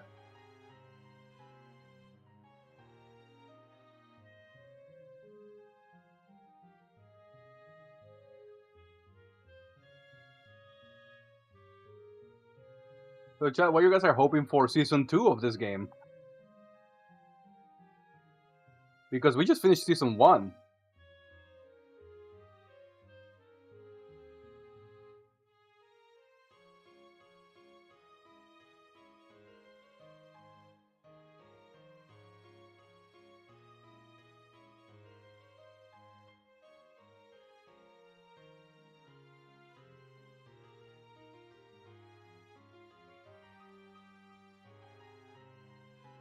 Aburain.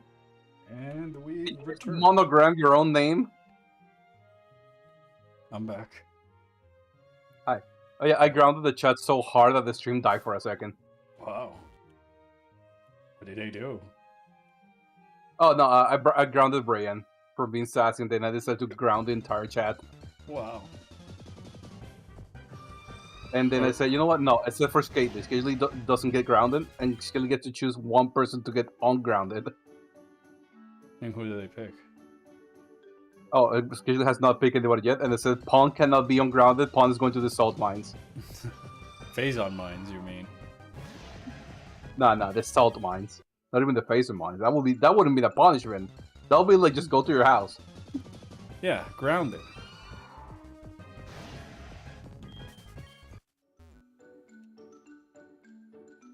Chad, when was the last time you could remember being grounded, and why?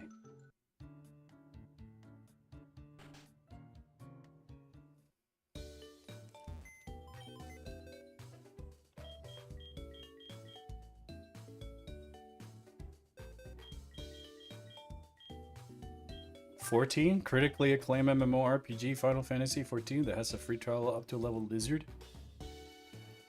It's got Lizard expansions.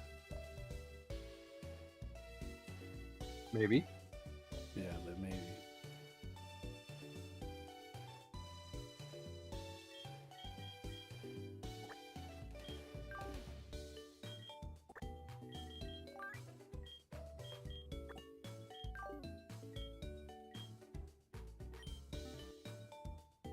All right, Chad. I got like another 20 or 30 minutes left on me for this stream.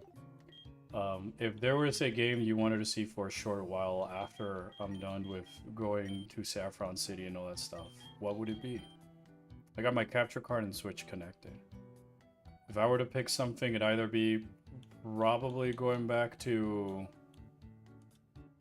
the Prime Remaster or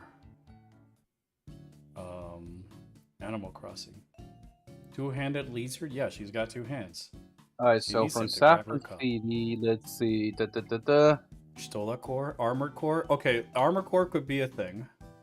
Though Alright, there's you a need to part of me find the that, train.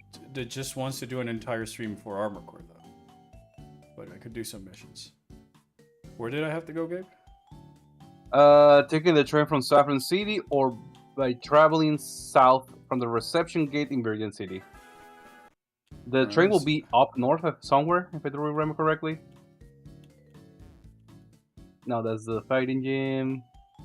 That's their other gym. That's a hotel. That's a train.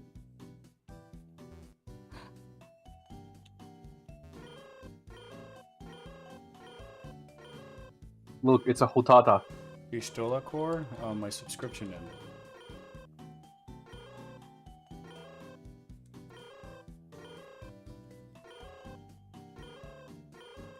Yeah, no, because I'm at the point in Armor Core where I'm like starting a new run. So it would be fun to also use that as an opportunity for me to record footage for the videos. Parasite Eve, Prime 1 Remaster, Neil Nail, Crow Country, Signalist. Alright, all those sound like good games that I could play for like 30 minutes. What? Welcome to the Saffron train station. You can board the train to Goldenrod. Oh.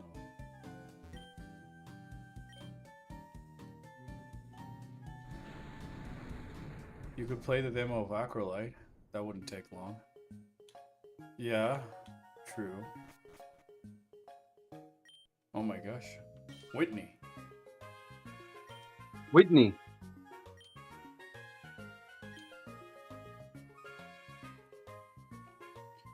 See you where?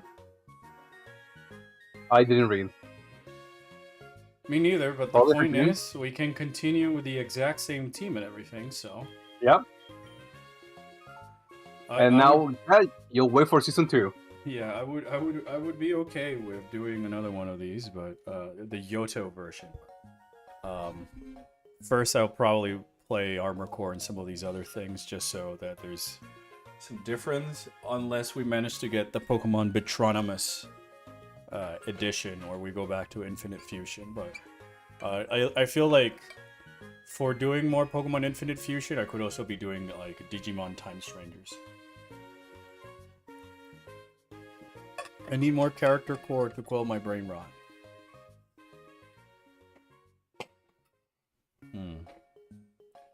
Alright. Well, now we're at the point where we gotta see what else do we do. How long have we been streaming for? 3.5 hours. We can end it here for today a little bit early, Yeah, it also wouldn't be a rather than starting halfway yeah, again. Yeah, no, with, no, like, you're right. I'm also looking at the clock, and I should probably use this time to go and do some other things. Sorry for baiting like that. But yeah, we finished the Pokemon. It was pretty fun. Yeah. And I gotta be honest that it was one of my favorite Pokemon related experiences so far. Just the fusion abilities is too silly, especially with all the custom sprites to not be able to enjoy.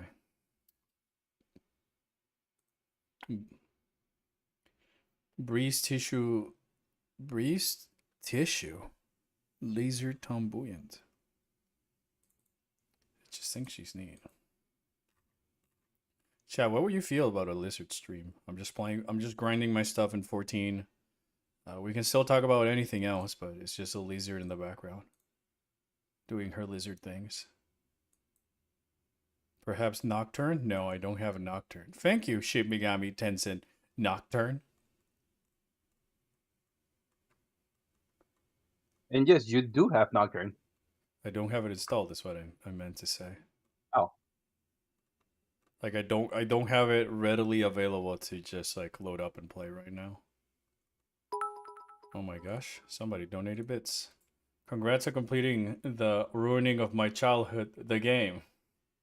Well, you're welcome. I'm glad that you enjoyed it, Mewtwo. Sorry that it took us so long and that Lizard, lizard, lizard, lizard, lizard, lizard, lizard. and that I stopped playing for a bit, but we got to it, which I think is what should matter in the end. We finished it, hooray. Next stream, I'll probably just do more of start doing the armor core stuff or something along those lines, because I'm just trying to think of ahead of what other games would I like to talk about in the channel. There aren't Metroid related that I haven't like recorded footage for. And Signalist is a game I already kind of fully recorded because I did like a stream of it, but it was on the Discord server, so like it was mostly for anybody who wanted to show up and stuff. But I could probably do the same for Armor Core or Crow Country in here. Games like those and even Signalist don't take too long anyway, so it wouldn't be too much of an issue. In just putting those on the stream. But I think that for a long-term game, I might be inclined to doing Digimon, especially if we can find a way to have Pawn or Collector on the voice chat, because they also like the game, and that way it's not just my bromance with Gabe and what have you. But yeah, let me see. What other things? Yeah, I'm still working on the script. It's gonna take a while.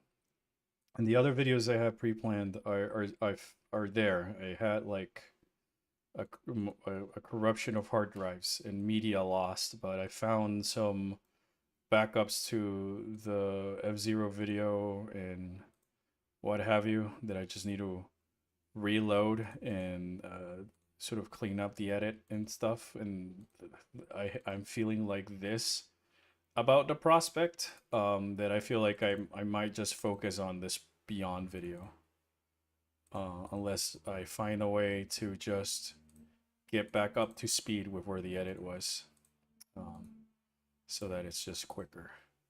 Because I don't wanna. Sorry, there's a neater alien than Neil Nail on screen. So, Brian, I know you like Neil Nail, but if I were to pick one Xeno, it's this one. Reasons I can't tell you. Speed, say that again?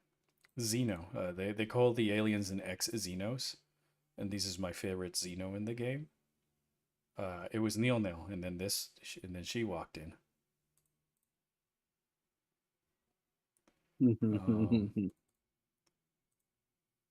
If you don't know, don't worry about it. But yeah. I mean, I'd be down to also just do more what do you call it, Xenoblade X at some point. But that game is, you know, open world RPG type of stuff. I know it's not everybody's cup of tea. Compared to Pokemon. Hi, I like Pokemon. Catch all, yes. Cannot wait for Pokemon Gen 10. And it will have Arceus and Surceus. And be such a hatter.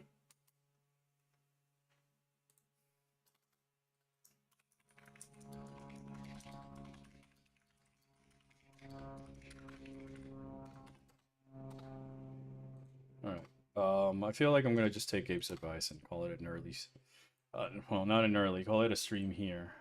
Early by my standards, if anything. Yep. Just so that I can have some time